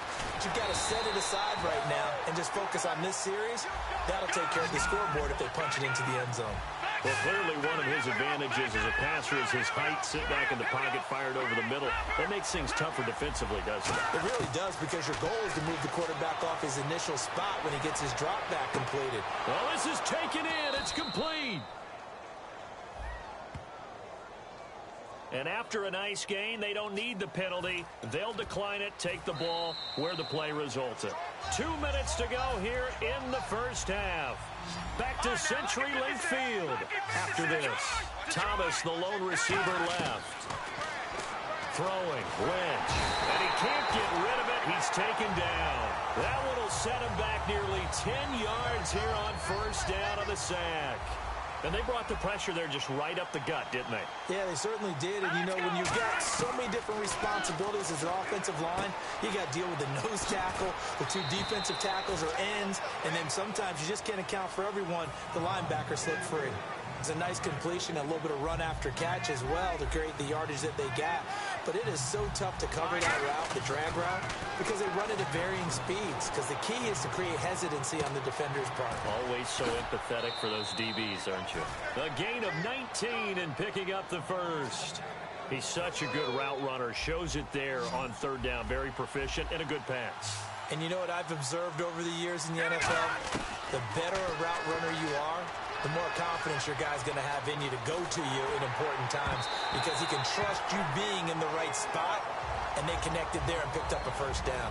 Offense walks to the line for play number 7 of the drive. Well, we're not playing 3 yards in a cloud of dust football anymore. I kind of get why those old school coaches sometimes didn't want to throw the football. Because if it's popped up in the air, it almost turns into slow motion. And both sides trying to get to the football, and you're holding your breath wondering whether it's going to go good or bad for your team. They go play action with Lynch. On the move to his left. He may try and run for this. And he'll go down here at the 12-yard line. 7 yards on the play. And that's going to make it 4th down. And now the Seahawks are going to take a timeout here on defense. It's just their first, so they'll have 2 remaining here before we get to halftime.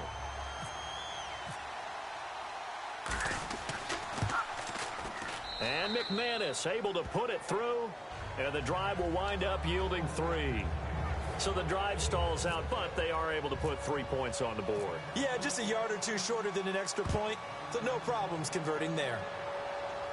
And no return on this one as the fair catch is signaled for and taken. And out now come the Seahawks. And that last drive, so effective in the passing game, resulting in the touchdown. Maybe not many people were focused on the trenches. There was good protection there. Excellent protection. So now defensively, you've almost got to get down into those starters blocks like you're a sprinter. Get lower than those guys on offense and find a way to roar through them or around them to get into the face of the passer. Easier said than done, though. Way easier said than done. But they've got to try something because right now they're just cutting them to shreds. And he goes in motion here in the backfield. On first down, Wilson. The grab made by Kearse over the middle. And he's brought down. Give him 10 yards on that one, and that'll earn him a fresh set of downs. And the offense moving quickly to the line.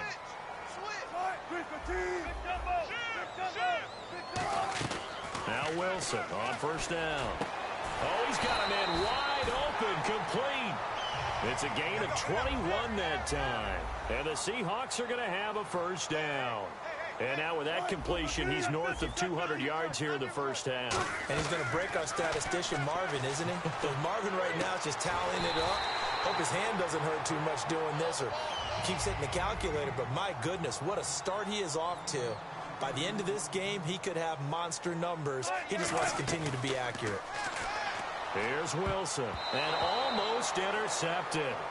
It would have been his second pick of the game. Instead, it'll be second down. Not only did they drop what looked like an interception in the end zone, they blew a golden opportunity to shift the momentum. Defense really showing respect to the deep ball here, playing off the receivers. 2nd and 10. It's Wilson again. That is caught. And a nice gain of 21 yards.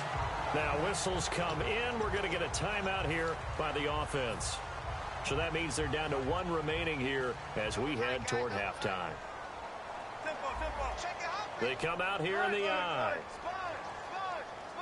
Wilson, and he will take this one in for the Seattle touchdown.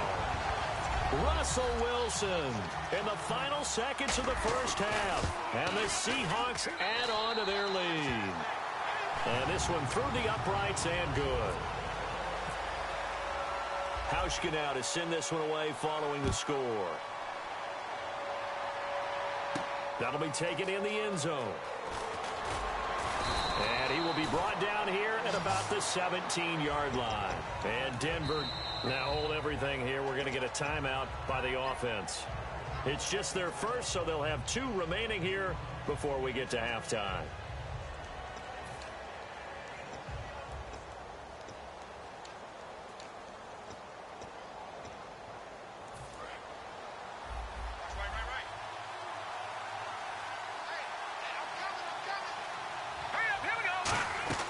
They'll throw on first down with Lynch. Finding time. He'll air it out deep for Thomas. And they can't get the long connection as it falls incomplete. So we've hit intermission. It's halftime. This is the NFL, and it's a presentation of EA Sports. Both teams appear ready for the fight ahead, and we resume action here in quarter number 3. That's fielded in the end zone. Oh, nice spin. Oh, that brought back bad memories. Here comes the Broncos offensive unit here as they'll have it first to begin this third quarter. They have the ball here for the inaugural drive of the second half. Pretty big deficit, though. We'll see what adjustments were made in that locker room. And I never want to make something more important than it actually is, right? I don't want to create more hype than what is there. But this is a real, I'm doing it, though. This is a really important drive. And we often talk about teams scripting plays to start a game. A lot of them script to start the second half, too.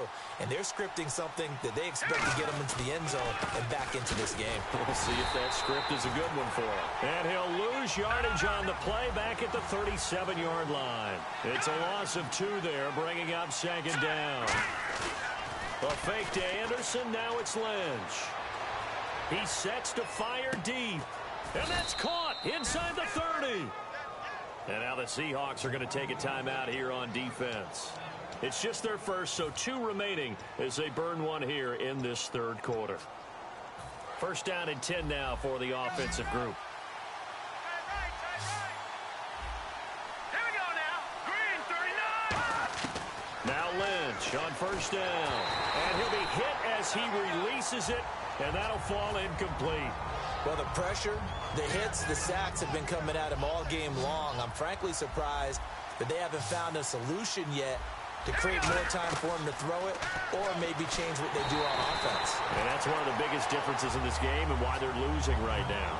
It's always tough trying to keep your guy upright when he's trying to throw the football. When you're dealing with those big, bad guys on the defensive front, it's even tougher. And this time, those guys on the opposite side won the battle, getting to the quarterback and knocking him into an incompletion. Flush to his right. Looking for the end zone.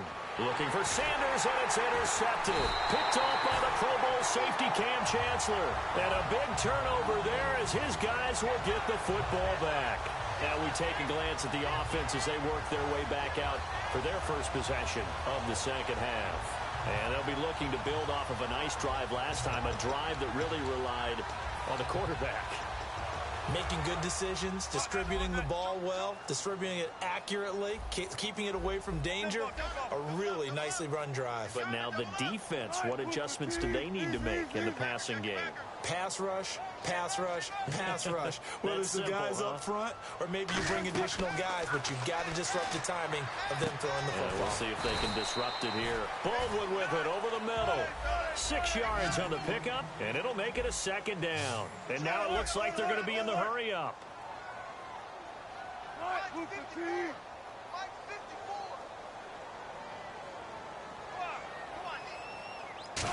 Oh, design run for their wideout. And nothing doing. He's immediately taken down at the line of scrimmage. No gain on the play that time, and they'll look to convert on what will be a 3rd and 4. The Broncos going dime. 2 extra defensive backs for 3rd down. Playing pass all the way. Throwing is Wilson. Hard throw, incomplete. Well, the numbers have been good in the passing game and certainly a big reason why they have the lead. But now here, third quarter, maybe go to the run game a little more? Yeah, perhaps. I mean, after that incompletion, a little credit to the defense for shutting them down on that play. Maybe you try and run the football a little bit more in this spot. But they have to feel good about how they've been throwing it overall. Here we go on 4th with Wilson. And now another turnover as this one's intercepted. Picked off by the corner. And he takes this one back into the end zone. And the Bronco defense has a touchdown. So they go on 4th down. Not only do they not get it, it turns into 6 points the other way. Disastrous. And many people think you should just go ahead and knock it down in that situation. Turn it over for the offense. But I had a defensive coordinator recently tell me, we see that as a passive play. We don't do that anymore. We want the ball in our hands, and we want to head the other way. It's probably also instinct a lot of times. If you see a lot of green grass ahead of you, go ahead and grab it. It's the exact right play to do. That's knowing when to break the rules and when to make a play that maybe you hadn't been taught. The Seattle now ready to march onto the field.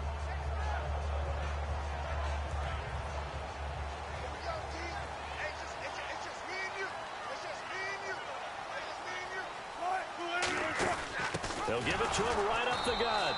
And he's going to be met at the line of scrimmage and taken down. Officially no gain on the play, and it's 2nd down. They're going to hurry back to the line now.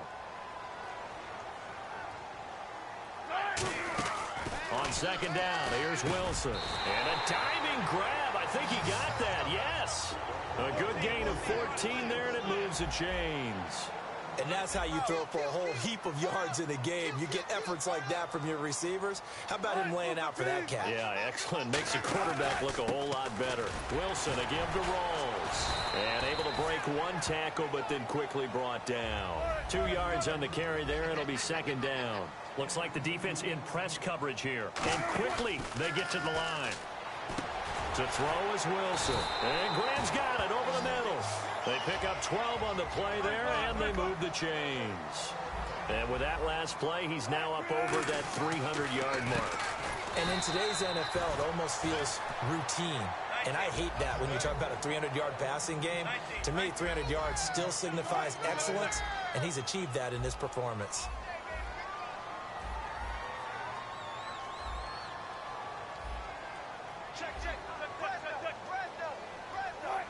They'll send Baldwin in motion left.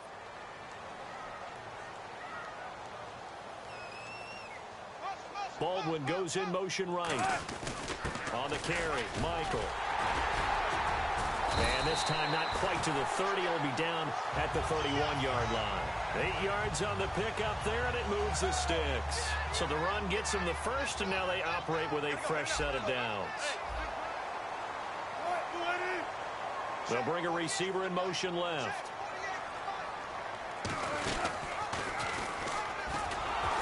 Looking for a crease, can't find one. Stopped at the line of scrimmage. Call it no gain on the play, and it'll be second down. And now they're in the hurry-up. Nice job there defensively to clamp down because really they've been on their heels this drive. Agreed, and they really needed that one for confidence, just to feel a little bit better. But I don't know if I would be daunted by them stopping me on one run. This drive has gone pretty well. I could come right back at them. Looked like a pretty good, safe play right there. No, he's had trouble with the interceptions in this game there. Hits his guy out in the front. And he is in for the Seattle touchdown. Luke Wilson, a 20-yard touchdown. And the Seahawks find a way to stretch their lead. Boy, it's nice to have that big, reliable target you can go to. Each and every time. A lot of people see that position as a fallback. Throw it to them when all else fails. Not at all. This guy can make plays, and that's exactly what he just did. Yeah, play here for a touchdown. Hauschka now to send this one away following the score. And that'll carry over the back line of the end zone for a touchback.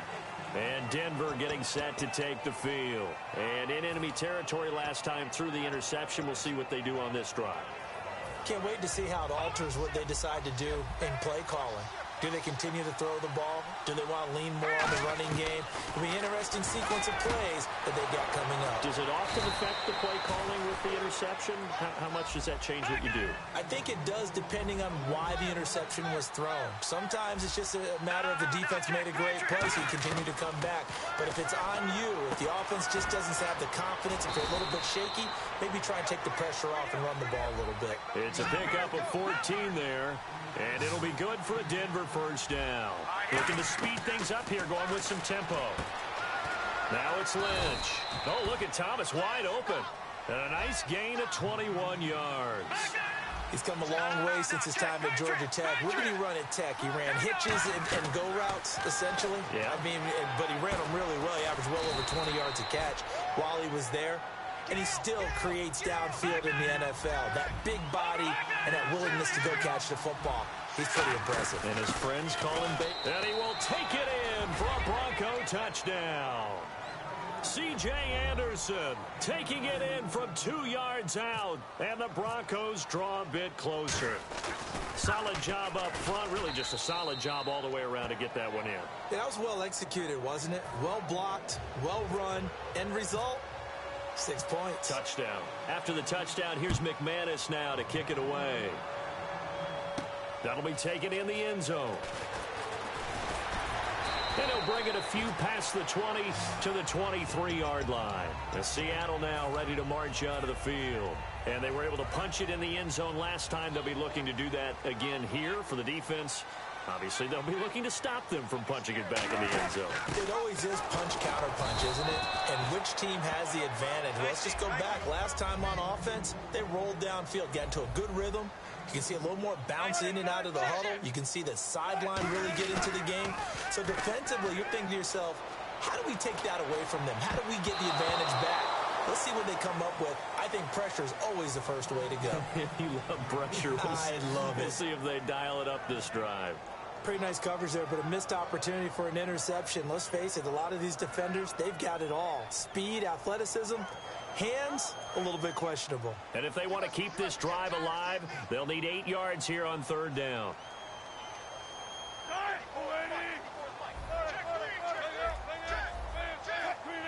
In motion left is Baldwin.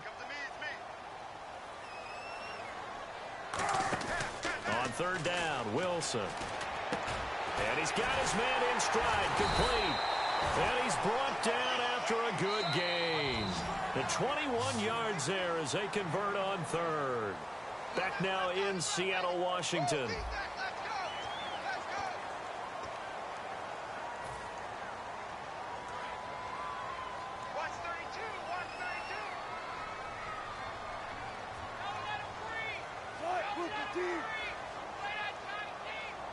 So the D-line's going to spread out. Stepping up, he'll try and run. And he'll fight his way forward to about the 48-yard line. Give him a couple on the carry there, 2nd and 8. And they're going to hurry back to the line now. And in this situation with the lead fourth quarter, they're liking keeping the ball on the ground, I'm sure. That's just smart football, but you know the defense has to know it as well. They've got to stop them here.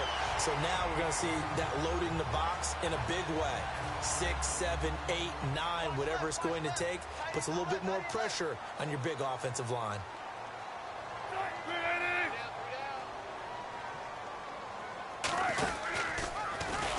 And he is going to lose yardage here.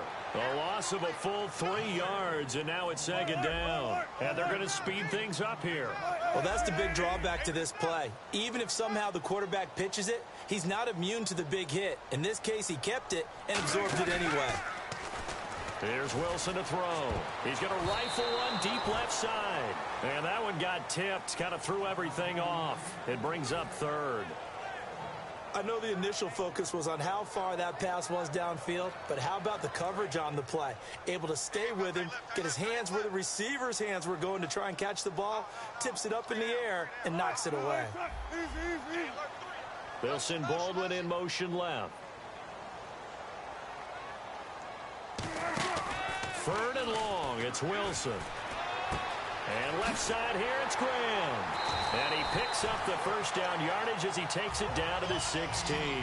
A good pickup there of 20 yards. And the offense moving quickly to the line. And the first carry for the former Clemson Tigers, C.J. Spiller. No gain on the play. It'll be 2nd down. The fourth quarter here, they've got the lead. They want to keep it on the ground. That's what they're doing. Smart football. Keep the clock grinding, keep it going. But you got to figure now, they're going to see more people stacked up at the line of scrimmage as they try and bleed it out. Here's Wilson. This will be caught at about the 5. And he will score. Touchdown, Seattle. Doug Baldwin, a 15-yard touchdown grab. And the Seahawks add on to their lead.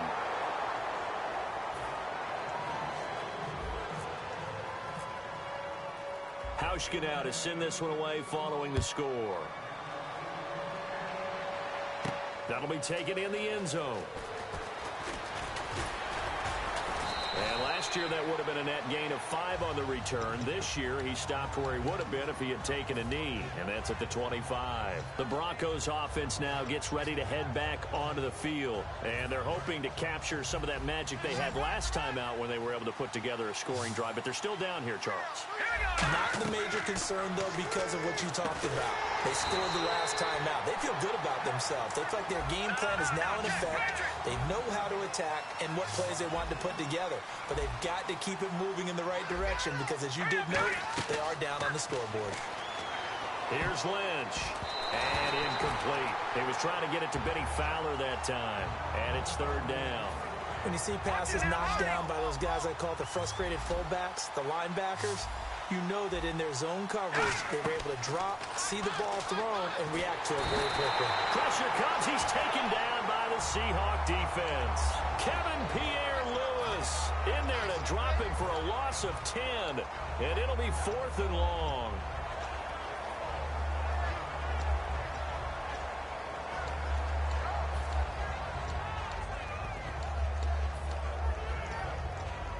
And they're indeed going to go for it here on 4th down. So trailing here in the last quarter. Let's see how this plays out. Here we go. Lynch on 4th down. Steps away to his left. And they hit him as he throws, as this one's going to go straight down to the turf. Incomplete. Here come the Seahawks now, set to take over on offense. And that last drive, a long drive, but not just that. They had...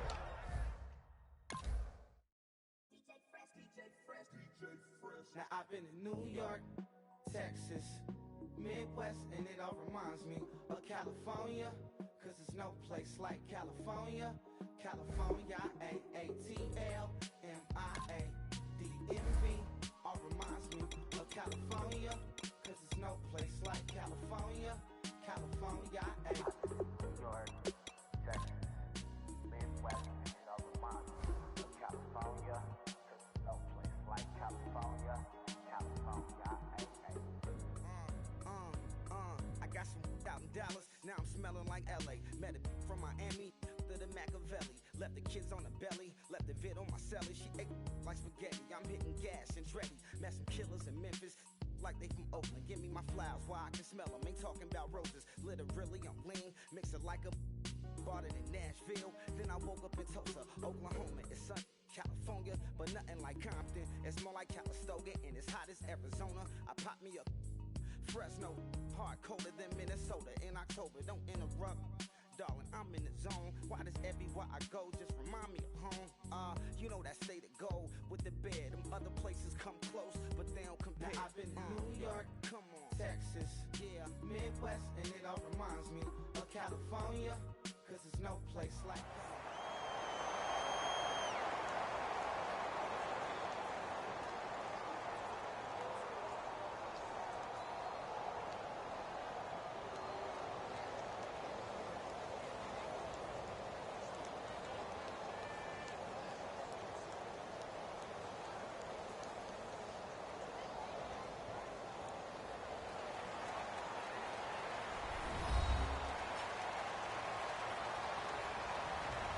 Hello, everyone. I'm Larry Ridley. You're tuned into the NFL on EA Sports. Tonight's matchup features two quarterbacks who will be trying to lead their team to victory. It's the Eagles going up against the Seahawks. With that, let's get you up to Seattle. We're standing by are our commentators, Brandon Guyton and Charles Davis. Thank you very much, Larry. We are here on a beautiful afternoon for football. Today, we've got a good NFC matchup lined up here between the Philadelphia Eagles and the Seattle Seahawks. The conventional football.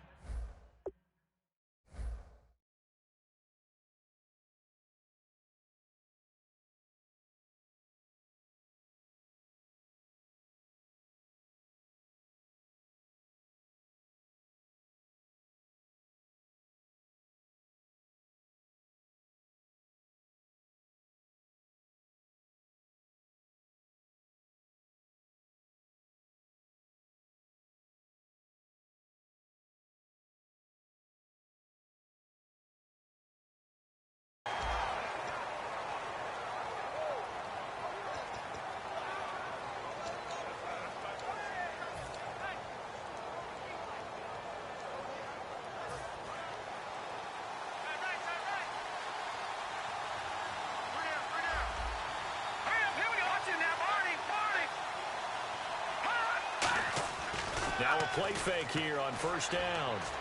Deep drop. Oh, he's going to air it out right away. Oh, a ball batted in the air, and now it's intercepted. Picked off by the all-pro free safety, Earl Thomas. And he'll get it all the way down inside the 35-yard line. Brandon, when we sat with the offensive coordinator and the head coach and talked about how they wanted to begin this game offensively, they talked about their script, didn't they? 10 to 15 plays, the first 10 to 15 they had on their script. Nowhere on the script was there throwing an interception, I have to believe. They'll come out in the pistol. Now the fourth-year man from Texas A&M, Kristen Michael. And he is going to lose yardage here. That's going to go as a loss of 2, and it'll be second down. As a guy carrying the ball, your eyes are going to direct your feet, and you're hoping they carry you to the open spaces. But it's awfully difficult at times because you have so many things you have to look out for. Where's the line blocking? Where's the traffic coming from? Tough to find open spots. Complete. Richardson has it. And he's taken down, but not before reaching the 10-yard line. Love the call by the offensive coordinator, recognizing the situation very well, calling for the play-action pass, and completing it.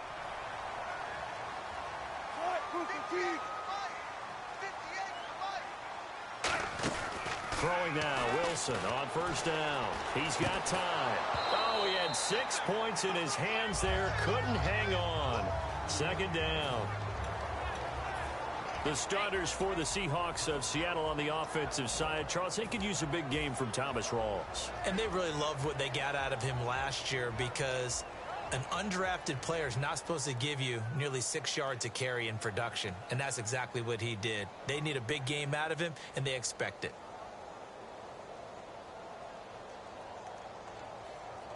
Offense looking to avoid a 3rd and long. It's 2nd and 10. 2nd and 10. It's Wilson again. And incomplete there. A nice hit. Jars the ball free and brings up 3rd down. And we peek at the defense now for Philadelphia. Malcolm Jenkins entered the NFL as a cornerback and has transitioned to safety, but still retains his good coverage skills. In motion left is Baldwin. On 3rd and goal, Wilson. Oh, it's a touchdown if he holds on. Instead, it's 4th down. We know it's not an easy job to go out and catch passes when people are trying to tackle you and knock the ball away. But the bottom line is, that's a pass he's got to have and a pass he should have caught. And Hauschka's kick is good. And the Seahawks grab a 3-0 lead. So the folks here in the stands this afternoon, they're happy about that one. Their guys get the early advantage after the opening drive field goal. And they should be happy. Their guys look good getting down the field, and that's got to give them hope that good things are in store here today.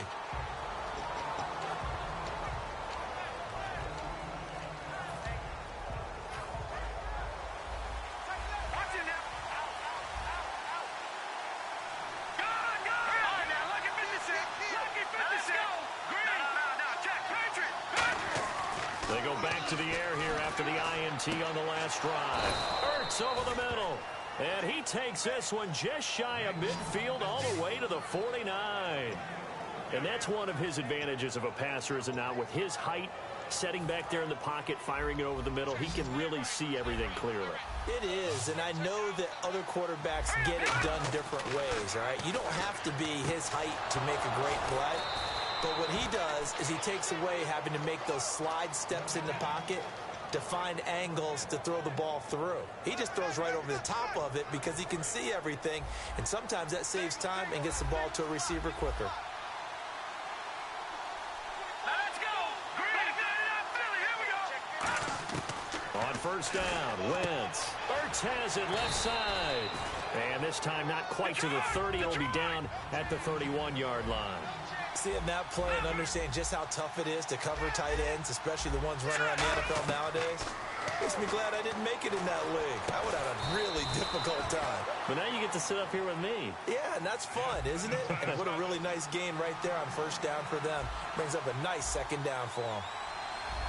Green, 39, now 40. Wentz now on first down.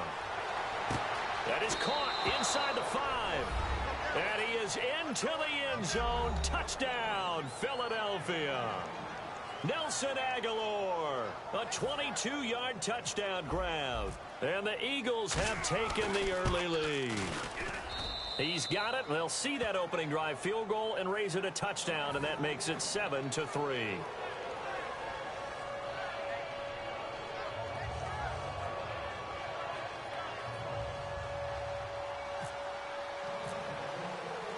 after the touchdown, it's Sturgis to send it away. That's fielded in the end zone. And he won't return this one. He'll go down to a knee, and they'll start at the 25. Seattle now ready to march out of the field. And they had 3 points last time, but they didn't want 3 points because they were well within range of scoring a touchdown. We'll see if they can do better now. I'm with you on that one. Let's just go ahead and be frank about the whole thing. The only one happy about the 3-point The kicker. Exactly. You put it through the post. That's going to help him in contract time. But that offense, you're thinking, let's get in the end zone this time. I don't know if that helped him at contract time. You could have kicked that one through. I don't know about that. Toe bash. I don't know about toe that. bashed it. Super toe. Now flags will come in. I think this one's going to be on the defense for jumping. So the offense readies for a 2nd and 4. Again, we'll see the pistol here. They'll send Baldwin in motion left. Now Wilson on 2nd down. And the grab made by Doug Baldwin. It's a 7-yard gain there, and it's good enough to move the chains. A little football 101 there. You just see the receiver try to run down the defender, meaning he goes right at him and really trying to move him a little bit towards the center of the field so he can put his foot in the ground and break to the out, to the sideline, and make a catch. They go play action here on 1st down. And incomplete as he was knocked as he threw it, and it took the ball off course. Well, the great coach has said football is really a simple game. Rush theirs, protect yours. And he's talking about those guys throwing the football. In this situation, the rush won, hitting the quarterback and forcing him into an incompletion. And he's brought down. Give him 12 yards on that one. It earns him a fresh set of downs.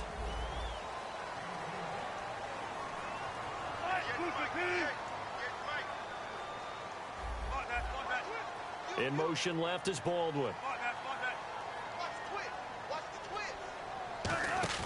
Now a play fake here on 1st down. And this is caught.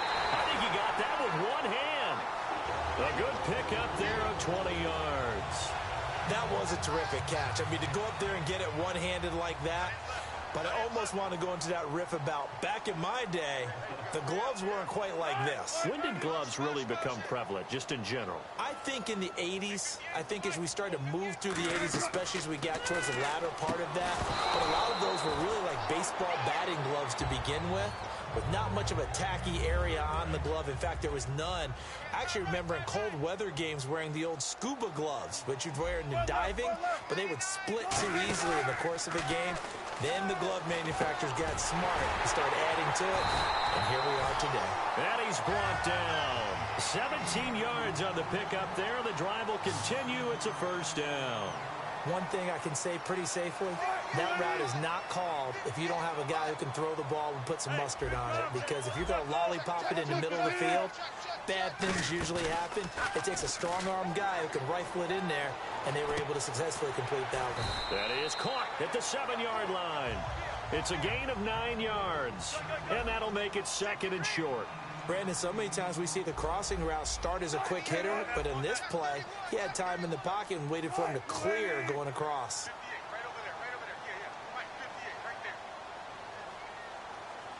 They'll send Baldwin in motion left. They'll run it here with Michael. And nowhere to run on the interior of that defensive line. He'll get back only to the line of scrimmage. That was an example of excellent defense there. They stuffed him. So now he brings up a third down situation. If I'm calling plays here, I make sure I put in the hands of my quarterback. And he's across the chalk into the end zone. Touchdown, Seahawks. Thomas rolls. A 5-yard touchdown run. And the Seahawks are going to retake the lead. And it's through, and that makes the lead 10-7.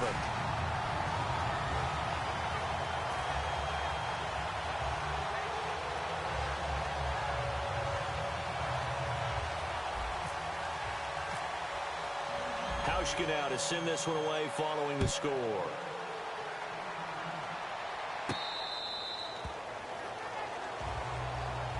You know, Charles, coming off the bye week, these Eagles, Coach Doug Peterson said he's trying to keep them focused. He told the media, just when you think you've arrived, that's when the downfall starts. So I think he's got the right mentality. He has the right mentality, but we're not going to help him at all here because their first 3 wins, all by double digits.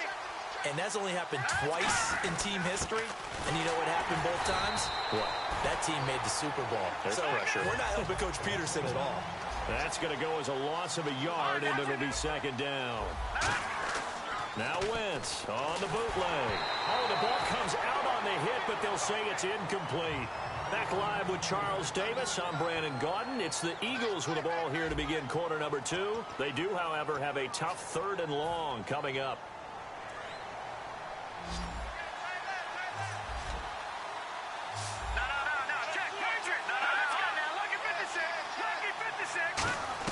Now Wentz on 3rd down, escaping the pressure right. And he's going to have to eat this one as down he goes. Bobby Wagner coming in to drop him for a loss of 8, and it'll be 4th down. And they're going to at least line up to go for it here on 4th down. Here we go on 4th down with Wentz. He rifles one that's intercepted. It's the Pro Bowl quarterback, Richard Sherman, and he brings it back to right around the 26-yard line. The Seahawks offense now, they get set to go back to work, and they'll just simply be looking to build off the confidence of the last time out where they scored a touchdown. And confidence is powerful, isn't it? When you've scored once, you feel like you can go back out there and get it done again. Doesn't matter what the defense throws at them. They feel like they're in a groove right now, and they want to get out there and show it. Yeah, hoping to stay in that groove here this go-around. On 2nd down, Wilson. And no escaping this time as he'll go down. They got him for a sack. Nigel Bradham leading the surge there. He drops him for a loss of 6. In motion left is Baldwin. On 3rd down, Wilson. He's got Curse. And he's got the first down as he gets it to the 8. 19 yards on the pickup there, and now they'll have it 1st and goal. And when an offense is doing a nice job selling the play-action pass, a lot of responsibility shifts to the linebackers. They're the ones that have to determine run or pass and get to the proper places on the field. I hope I don't sound too rah-rah on that one, but that's the exact right throw. Either your receiver gets it or no one gets it. Give him a lot of credit for being really precise with it. Got rid of it. No one got it.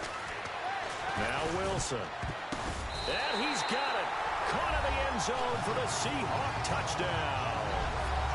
Doug Baldwin from 8 yards out. And the Seahawks find a way to stretch their lead. It's good to make it 17-7.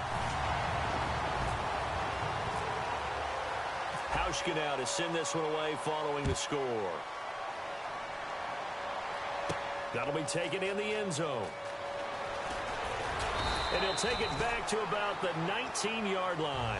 The Eagles offense now gets set to head back onto the field. And following the interception, just any interception, are you a little bit more cautious when you start that next drive, or no, you just throw that out the window? I think you are. I don't think that there's any way you can run back out there and go, totally didn't affect me. Just go ahead and be loose with the football again. You're going to take care of it, but you have to be careful about being too cautious because now you can't run any offense at all. Still want to attack. We'll see how they attack him here.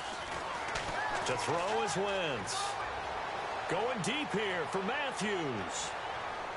And they went for a big play through the air on 2nd down. Couldn't connect. Now it's 3rd.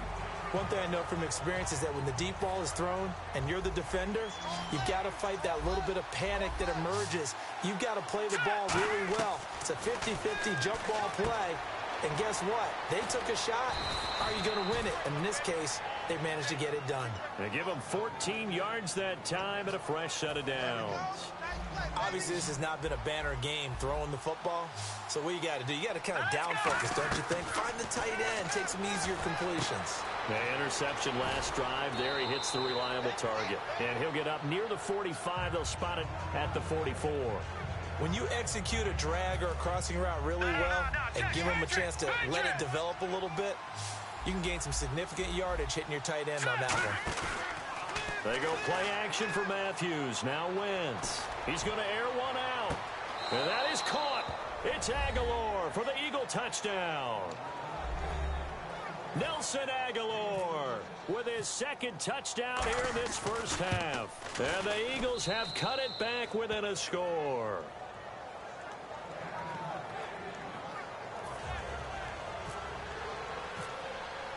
Now after the touchdown, it's Sturgis to send it away. That's fielded in the end zone. And he'll wind up about 4 yards shy of where he would have been if he had taken a knee, as they'll start at the 21-yard line. The Seattle now ready to march onto the field.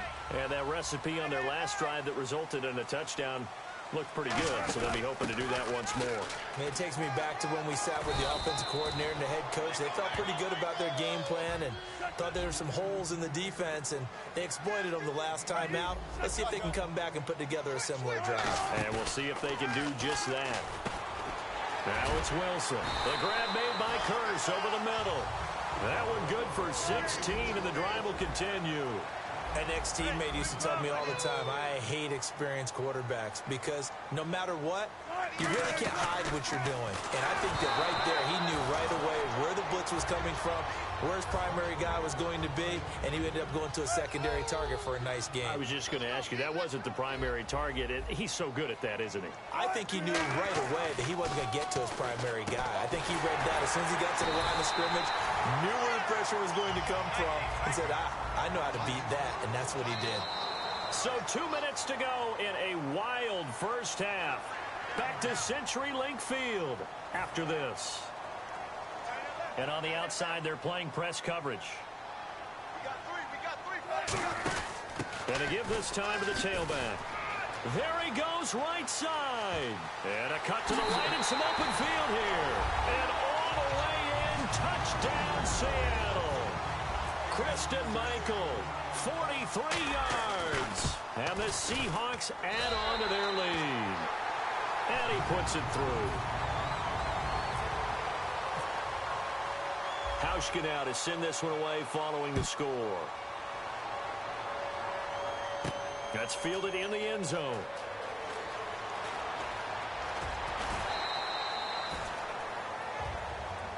The Eagles coming out as they get ready.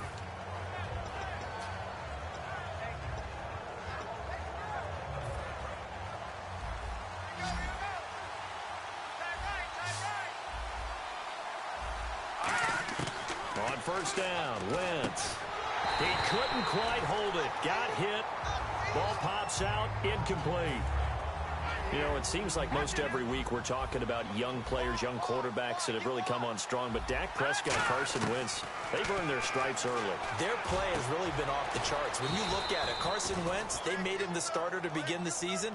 They're 3-0, and he hasn't turned the ball over yet. And Dak Prescott, they didn't expect him to be the starter at all, but he seized the opportunity.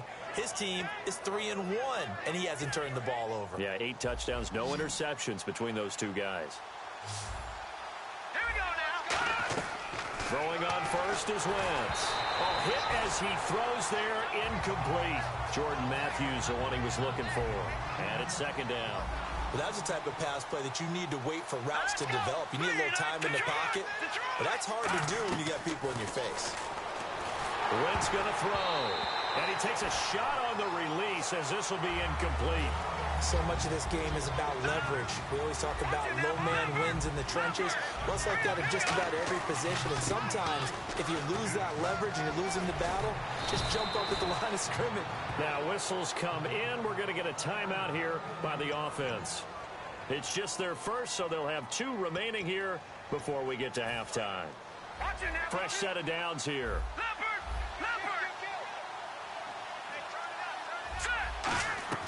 Wentz now on first down. Pressure from his right, and he goes down hard, flat on his back. And plays like that really hurt play calling. They had a really nice gain on the previous play, but gave about half the yardage back on the sack. Excellent pressure up front. Nowhere to go with the football. Down he goes. Wentz complete on the right side to Green Beckham. It'll be a pickup of 13 on the play, and it'll be third down.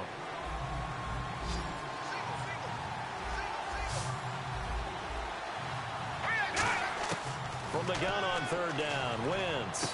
And that's caught. Did he stay in bounds, though?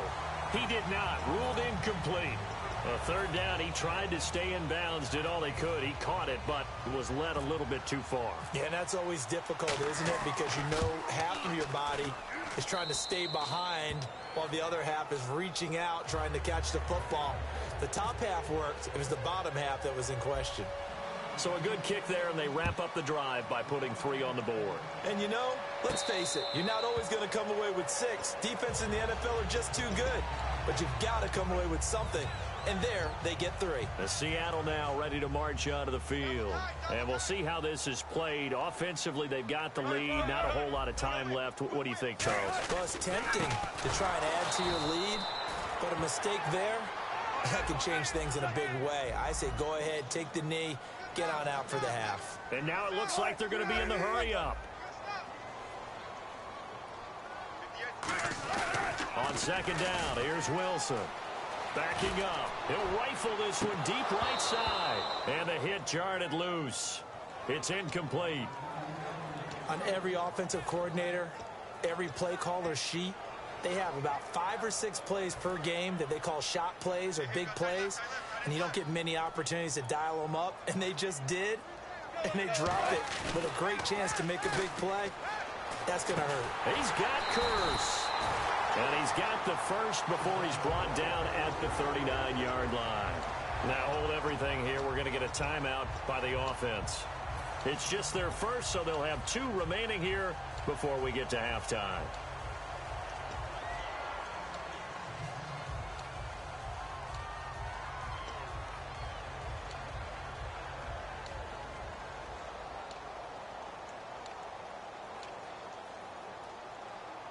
So here we go, 1st and 10 now.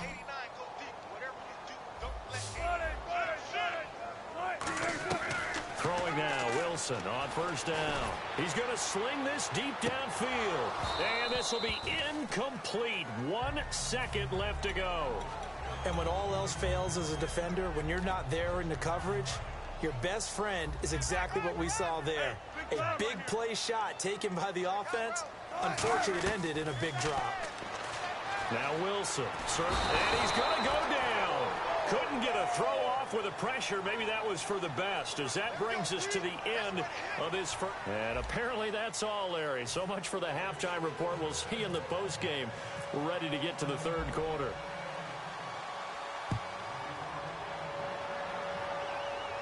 That'll be taken in the end zone. And no run back here. This will be a touchback, and it comes out to the 25-yard line. As Seattle now ready to march onto the field. They have the lead. Now they'll be looking to extend that lead. And this is where I enjoy talking about one of my favorite subjects, tendency breakers, or counters as I also like to call them. You've done things in a certain way in the first half, and they've had the ability to see what you've done. They're going to make their adjustments. So guess what?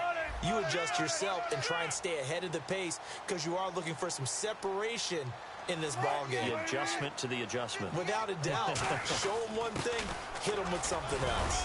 And he powers his way up past the 30. It's a 6-yard pickup, but it gets him to 2nd and 4. They're going to hurry back to the line now. Some runs are blocked so well, you almost forget that someone has to carry the ball to gain the yardage.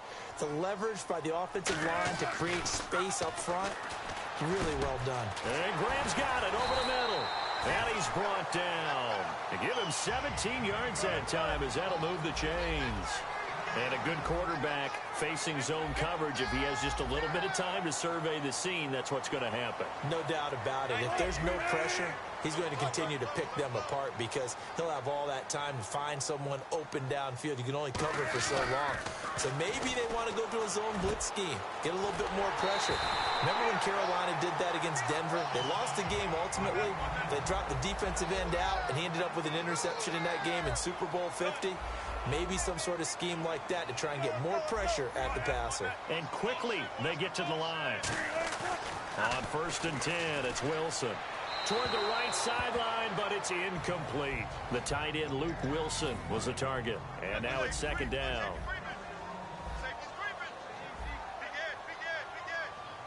In the slot on the right is Graham. They go play fake to Michael. Now Wilson. And this will be incomplete.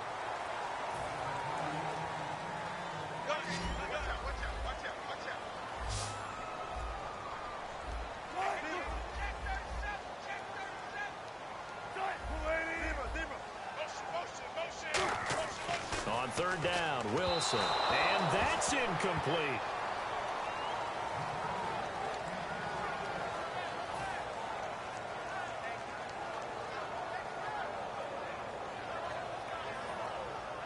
So Wilson will head to the sideline, and on comes Stephen Hauschka for the field goal. He was true on his first. This a tough one from 49 yards away. And Hauschka's kick is good. And that will push the lead up to double digits now at 10. A little bit of a lower trajectory there on the deep kick, and it worked. Had to do it because he had to drive it out low because of the length of the kick. Able to do that, got it above the defense and over the post. On the return now, it's Josh Huff. And the decision to bring it out is going to cost him about 7 yards all told as he's taken down back shy of the 20. A look at the offense now here coming back out on the road for their first possession of the second half. They trail offense, first time to touch the ball in quarter 3, and we'll see what they can do. And I can't wait to see what they have planned because some teams script this. Ryan Matthews, he's at the 40. Touchdown, Philadelphia. Ryan Matthews, 82 yards. And the Eagles are back within a score. And those are the highlight reel runs you dream of right there. When he gets a seam and just gets through it, how about the explosiveness, the burst to get there to begin with, and then once he's in full gallop, good luck trying to track him down. And those plays so demoralizing for the defense. Absolutely, because you've done so much work trying to keep people in front of you. When they're past you and behind you, that's a tough one to swallow. The Seahawks offense now, they get ready to come back onto the field. And they split the uprights last time for 3. They've got the lead. They're not going to play this conservative. They're not hoping for another field goal. They're hoping for a touchdown. I'm with you on that one. I like where your head is. I like the way you're thinking because you're exactly right. Trying to sit on a lead and play that way, that doesn't work too well for most teams. Run your offense. Run what you do best. Exactly. Put it all the way down and try to increase your lead in a big way. The best way to do it, touchdowns. He hits Baldwin right side. And he makes it all the way down to the 31. A huge play there on the screen pass. 45 yards. And depending on the type of screen called, especially when you're throwing it with one of your wideouts, it's different blocking. Sometimes you get great blocking from the other wide receivers helping you. And how about sometimes getting it from the offensive linemen who sell it like a regular screen pass and then get out in front of the receiver and help him get downfield. It's a loss of a yard there, and now second down. And now they're in the hurry-up.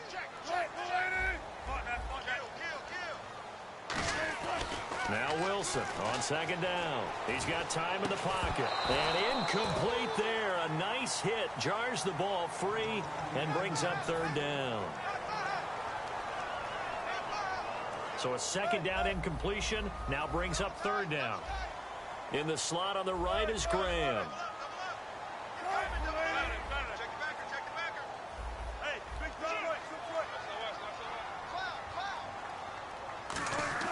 Here's Wilson. And he finds Jimmy Graham. And he will have the first down before he's tackled at the 12. When you're playing a quarterback with some experience and some moxie, you enter the danger zone when you decide to blitz him because if he's able to diagnose as he did on that play, he can hurt you downfield. He reads defenses so well, doesn't he? He really does, and the best part about that play for him, I don't think that was his primary target. I don't think so either. I think he had the read, figured out where the blitz was coming from, and went to a secondary target for a really nice gain. Looking to speed things up here, going with some tempo. Wilson will throw again. He's going to flip one out here to his running back. So he got free of one tackle but couldn't do a whole lot else. Call it a gain of 5. And all of a sudden here, it's third down. It's funny, throughout the time that we've been together, when we talk with running backs about the ability to catch the ball, their eyes light up when they talk about open field and having one-on-one matchups, don't they? Yeah, they do. And that's the reason why. What we just saw, shedding those tackles, and that's what they're used to doing. It is, and it starts at the beginning of the play. One-on-one matchup if someone's trying to cover them, but they also like those one-on-ones downfield after the catch when they're running with the ball. They think they're going to win those too. Looking to jam the receivers at the line here. Press coverage look defensively.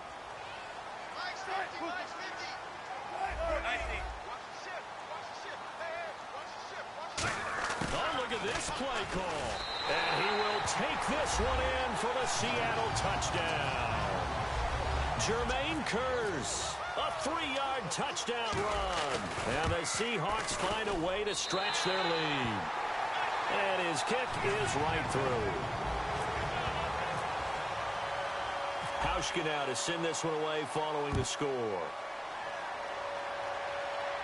That'll be taken in the end zone. And he's able to get it across the 20, but not by much, as he's marked down at the 21-yard line. Philadelphia getting set to take the field. And they hit the home run last drive. One play on the ground all the way to the house. Now the defense, maybe they're expecting a run here. Partner, I love your description, because when we talk about hitting the home run, we're usually thinking about a passing play, aren't we? Something in the air, deep ball. But how about them just taking it big-time jaunt? Now if you're coming back out, now they've established this run game, the play-action pass could very well be open. Now Wentz throwing on second down. Rush coming, and he's taken down. Kevin Pierre-Louis in there to pick up his second sack now of the afternoon. On third and long, it's Wentz. And that is incomplete. Nelson Aguilar, the intended receiver, and it's fourth down. It's always tough for the guys throwing the football when they think they've got a completion and the ball's almost there, and then someone sneaks a hand or two in and bats it away. They do go for it. It's Wentz. And this is incomplete. A surprising move to go for it. Predictably, at least somewhat predictably, it doesn't pay off. And now possession will go over inside the 15-yard line. And a great spot to start this drive from here.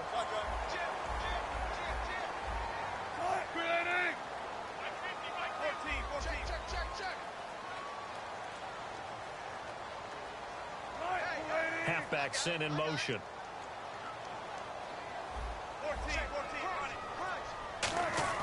Now Wilson on first down. End zone caught. Touchdown Seattle. Luke Wilson from 10 yards out. And the Seahawks add on to their lead. Well, the defense did their job, and then, boom, a one-play drive. The offense does their job pretty well, too. Is that called rewarding them and thanking them for what they did? They went right out and put points on the board. Thank you so much for getting us the football. This fielded a few yards into the end zone. Philadelphia getting set to take the field. And last time this unit was out here, costly turnover, and then that turned into 6 points. They've got to make amends. And how many times have we sat in meetings with coaches and they use the term complementary football? Offense take care of the defense, defense take care of the offense. That didn't happen on the last possession. This is a chance for them to pick themselves back up and help the... And he's going to be intercepted a third time. It's the Pro Bowl quarterback, Richard Sherman. And they will set...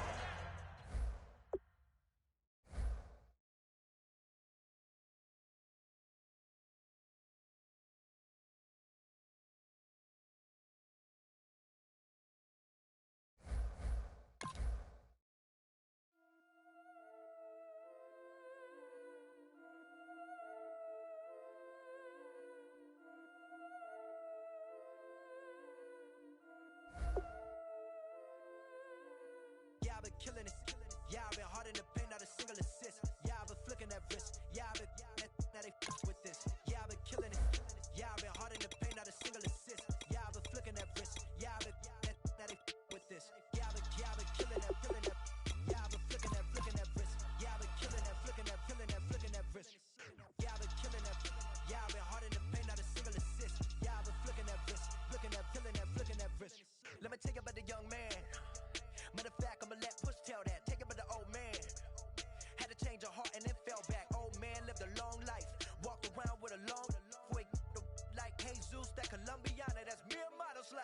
Look at the flick of their wrist. I'm feeling like Leonardo. Let me paint the picture. I might need a bottle. On the road to success, I can fit a throttle. That Michelangelo, hundreds in the envelope. Type when I write.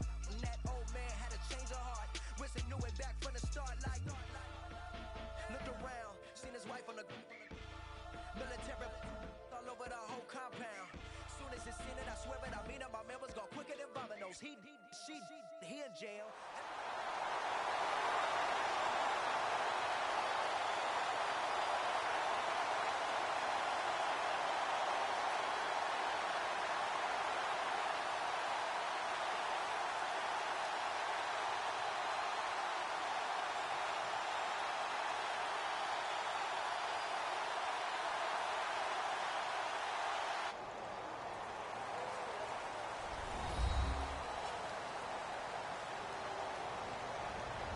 Hello, everyone. I'm Larry Ridley, and this is the NFL on EA Sports. We've got a good one on tap today, and there's going to be two quarterbacks ready to get it done on the gridiron. It's Wilson Seahawks going up against Roethlisberger Steelers. So with that, let's get up to Heinz Field in Pittsburgh. On the call, here are Brandon Godden and Charles Davis. All right, Larry, EA Sports coverage of the NFL brings us to the steel capital of the world, Pittsburgh, PA, and Heinz Field. Coming up, we've got a good matchup on tap between the Seattle Seahawks and the Pittsburgh Steelers. On to get us started now, the kicker, Chris Boswell, and we are underway from Heinz Field.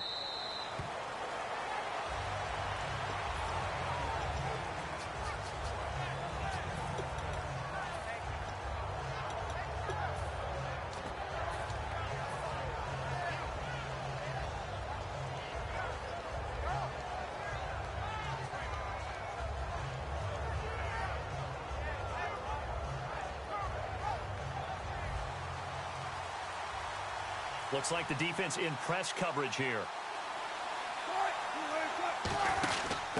They'll give it to him right up the gut. Fighting him off. Just ran right through the trash. And they're able to get this one across the 35. And that's how you get started and open up a game. Really well-blocked play. Picked up a nice chunk of yardage. If you're the offensive line, that's exactly what you've talked about all week long in your meetings. Establish the line of scrimmage and take control. And they gave their running back plenty of room to rumble. He's going to find his running back. It's complete. Just a 1-yard pickup on the play, and it's a second down. And if this offense is going to flow today, certainly the running back will be a key piece. Without a doubt, because they asked their runner to not just do that, but to block, to catch, to help set a tone for their offense. On second down, here's Wilson. Complete. Richardson has it. 23 yards on the play. And on this first drive, looks like they want to get that vertical passing game going early. And they did, and what a warning shot they just fired. If you're not going to back up and play coverage deep, we're going to attack you all game long. And once you adjust to that and you start to back off, then that opens things up underneath. A really nice start for them. Great way to get the game going. So on that play, defense was in the zone. They ran a crossing route offensively, but the defense there, you got to be good with communication, don't you? You certainly do, and it's not something that was really evident when you watch it on the screen.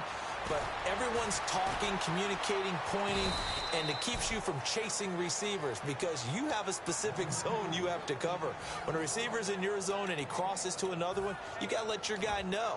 They got a completion there, but I like the discipline they showed to stay in their proper areas and then make the tackle. They go play action here on first down. Deep drop. The grab made by Curse over the middle.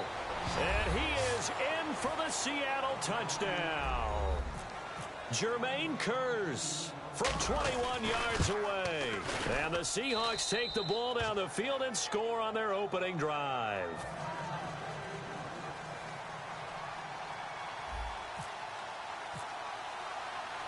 Hauschka now to send this one away following the score. That's fielded in the end zone. And the decision to bring it out is going to cost him about 7 yards all told as he's taken down back shy of the 20.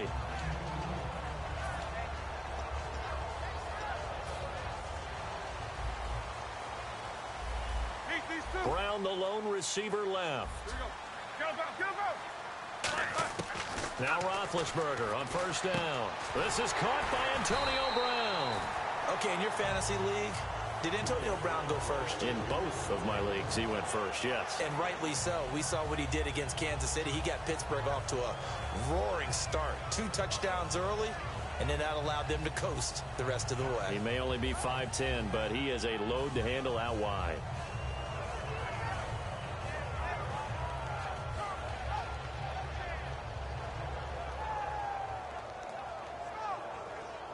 So the offense lining up 1st and 10.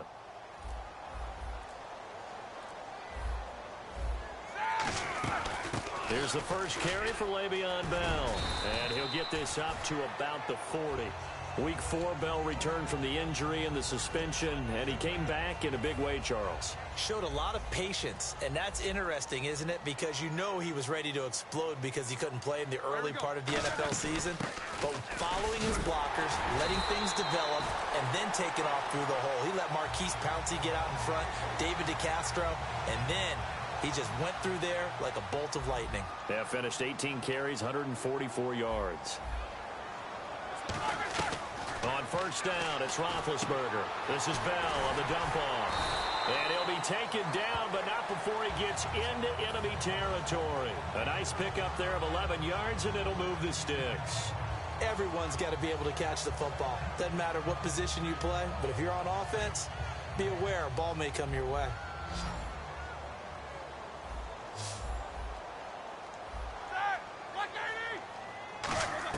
On first and 10, it's Roethlisberger. And caught right side, Green. They'll give him a yard on the play, and that'll bring up 2nd down. On your screen now, here are the offensive starters. At wideout, Antonio Brown is certainly someone that the defense always has to account for. Without a doubt, a true #1 receiver. It doesn't matter to him how defenses want to cover him. He sees it as a challenge and knows how to defeat him. Antonio Brown, the intended receiver. And that'll make it 3rd down. The Seahawks, here's their defensive lineup. Michael Bennett's one of the best pass-rushing defensive linemen in the game. Normally plays defensive end, but when they go to those nickel packages and he works inside, look out, offensive guards. You got a problem. He got 18 yards out of that one, and it gets him a new set of downs. In recent years, the slot receivers really gained stature in the NFL because they can do so many things. Yes, they can line up wide like your normal wide receiver, but they have that kind of courage and toughness to run routes in the middle of the field and become dependable targets for their quarterbacks and move the sticks. Those guys are worth their weight in gold. Not too many things get to a quarterback of this magnitude, but I think it's safe to say that pressure can get to any quarterback. Now, he's obviously a great franchise quarterback, but felt the pressure, threw it incomplete. And now following that play, we've got a man down defensively, one of the members of the secondary. And we'll just hope he's all right to continue. On 3rd down, Roethlisberger goes underneath for Bell. And he'll have the first down, getting this one to the 14-yard line. Well, they've had a great, impressive drive going here, and that pickup ensures the drive continues.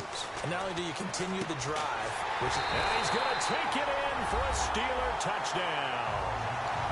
Antonio Brown, a 14-yard touchdown. And the Steelers are an extra point away from tying this thing up. It's good, and we're all tied at 7 apiece.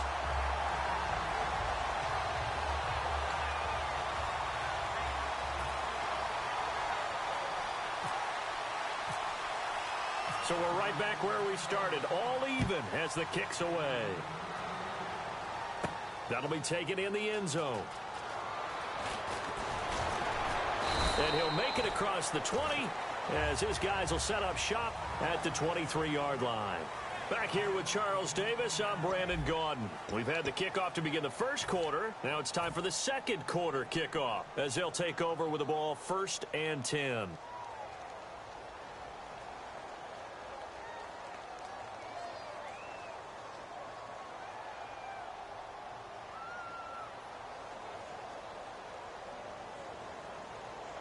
Seattle now ready to march onto the field. And they will simply, Charles, be looking to duplicate what they did last drive when they were able to push it in for 6. And they hope it'll be that easy, right? To be able to take exactly what happened before, replicate it. They may have to make a few additional changes along the way because I'm sure the defense will make some adjustments, but they've got to have great confidence having scored the last time out. They'll send Baldwin in motion left. On second down, here's Wilson. And this is caught. It's Jimmy Graham. He goes for 18 there as the drive will continue. I know exactly what's going to be said about that play from the defensive perspective. What's that? That's why I tell all you guys we need more than one tackler to the ball. He broke the first tackle. Luckily enough, there were more people there to get him down.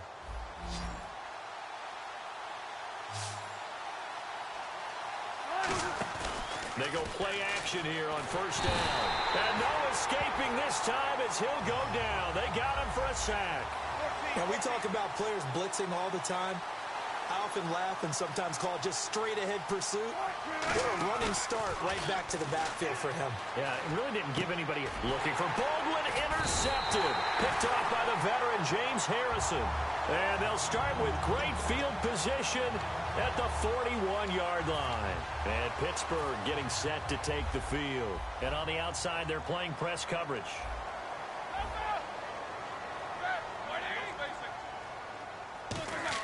After the interception, here's Roethlisberger. And that is incomplete. Darius Hayward-Bay, the intended receiver. And that'll bring up second down.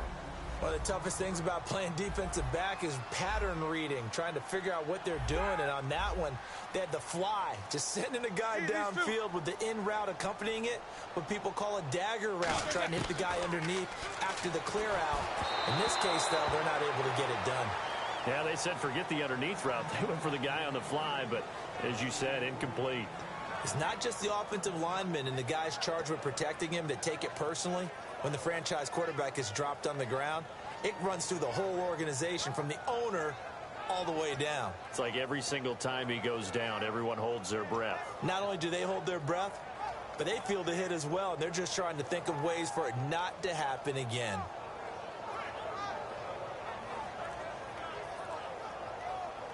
Third down here for the offense after the incomplete pass. They snap it at one. Now it's Roethlisberger. Finding time. He's going to let this one. This is caught inside the 15. He got 29 yards that time. Well, we know he's got the speed there. He needed the speed and the hands. A great catch. And because of that speed, you have to respect it as a defender. So you have to either play off or make sure you're somehow in contact with him, and he's able to do exactly what you said. Use the speed to his advantage and go up and get the football. That's a big-time play right there. Into a double team, and it's intercepted. In trouble, and the ball's out. And this will be gathered up in the end zone, and that's a defensive touchdown.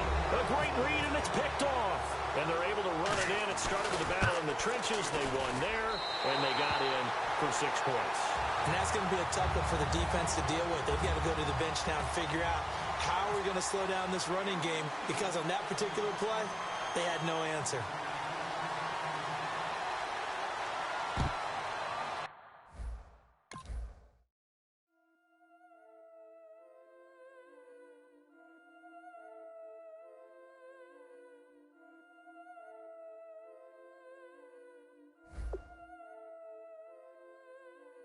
Yeah, I've been killing it. Yeah, I've been hard in the paint, not a single assist. Yeah, I've been flicking that wrist. Yeah, I've been now they with this. Yeah, I've been killing it. Yeah, I've been hard in the paint, not a single assist. Yeah, I've been flicking that wrist. Yeah, I've been now they with this. Yeah, I've been killing that. Yeah, I've been flicking that wrist. Yeah, I've been killing that, flicking that wrist. Yeah, I've been killing that. Yeah, I've been hard in the paint, not a single assist. Yeah, I've been flicking that wrist, flicking that wrist. Let me take it about the young man. Matter of fact, I'ma let Push tell that. Take it by the old man. Had to change her heart and then fell back. Old man lived a long life. Walked around with a long wait like Jesus, that Colombiana. That's mere models like. Yeah. Look at the flick of that wrist. I'm feeling like Leonardo. Let me paint the picture. I might need a bottle. On the road to success, I can feel the throttle. That Michelangelo, hundreds in the envelope. Type when I write. And that old man had to change her heart. Wish he knew it back from the start. Like looked around, seen his wife on the military all over the whole compound. Soon as he seen it, I swear it, I mean it, my man was gone quicker than bomb. dominoes. He in jail. Everyone falling like dominoes. Yeah, I've been killing this. Yeah, I've been hard in the paint, not a single assist. Yeah, I've been flicking that wrist. Yeah, I've been now they with this. Yeah, I've been killing this. Yeah, I've been hard in the paint, not a single assist. Yeah, I've been flicking that wrist. Yeah, I've been now they with this. Yeah, I've been killing that. Yeah, I've been flicking that wrist. Yeah, I've been killing that, flicking that wrist. Yeah, I've been killing that. Yeah, I've been hard in the paint, not a single assist. Yeah, I've been flicking that wrist, flicking that Simple wrist. logic. Clockwise, counterclockwise. Realest in the top 5. Other 4 ain't rap. I'm just repping for the side. Yeah, that's coastlines. Panama for the boat rides. Worth billions, and we ain't even need showtime. Just money counters and kitchenware. Condo with a in there. We got rich in there. Been a trophy since Hawaiian Sophie. Curry over Kobe. We shooting.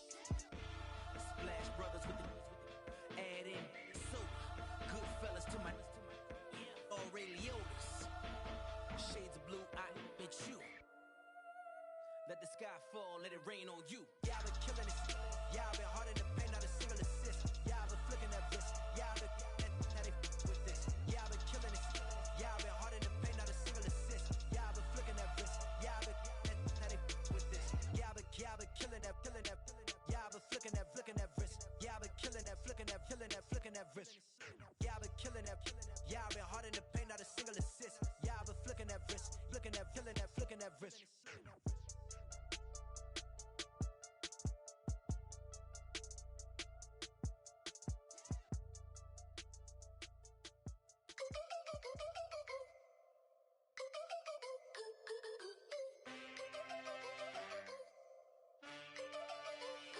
Can I get a witness in the darkness? 'Cause there ain't no love at all to be found. Feeling like a freight train, trying to break chains. Everybody needs somebody, no doubt. Sugar, just step into your sneakers and step behind the speakers. Your heart will keep me beating and make me a believer. Don't you want me? Don't you want me? I need some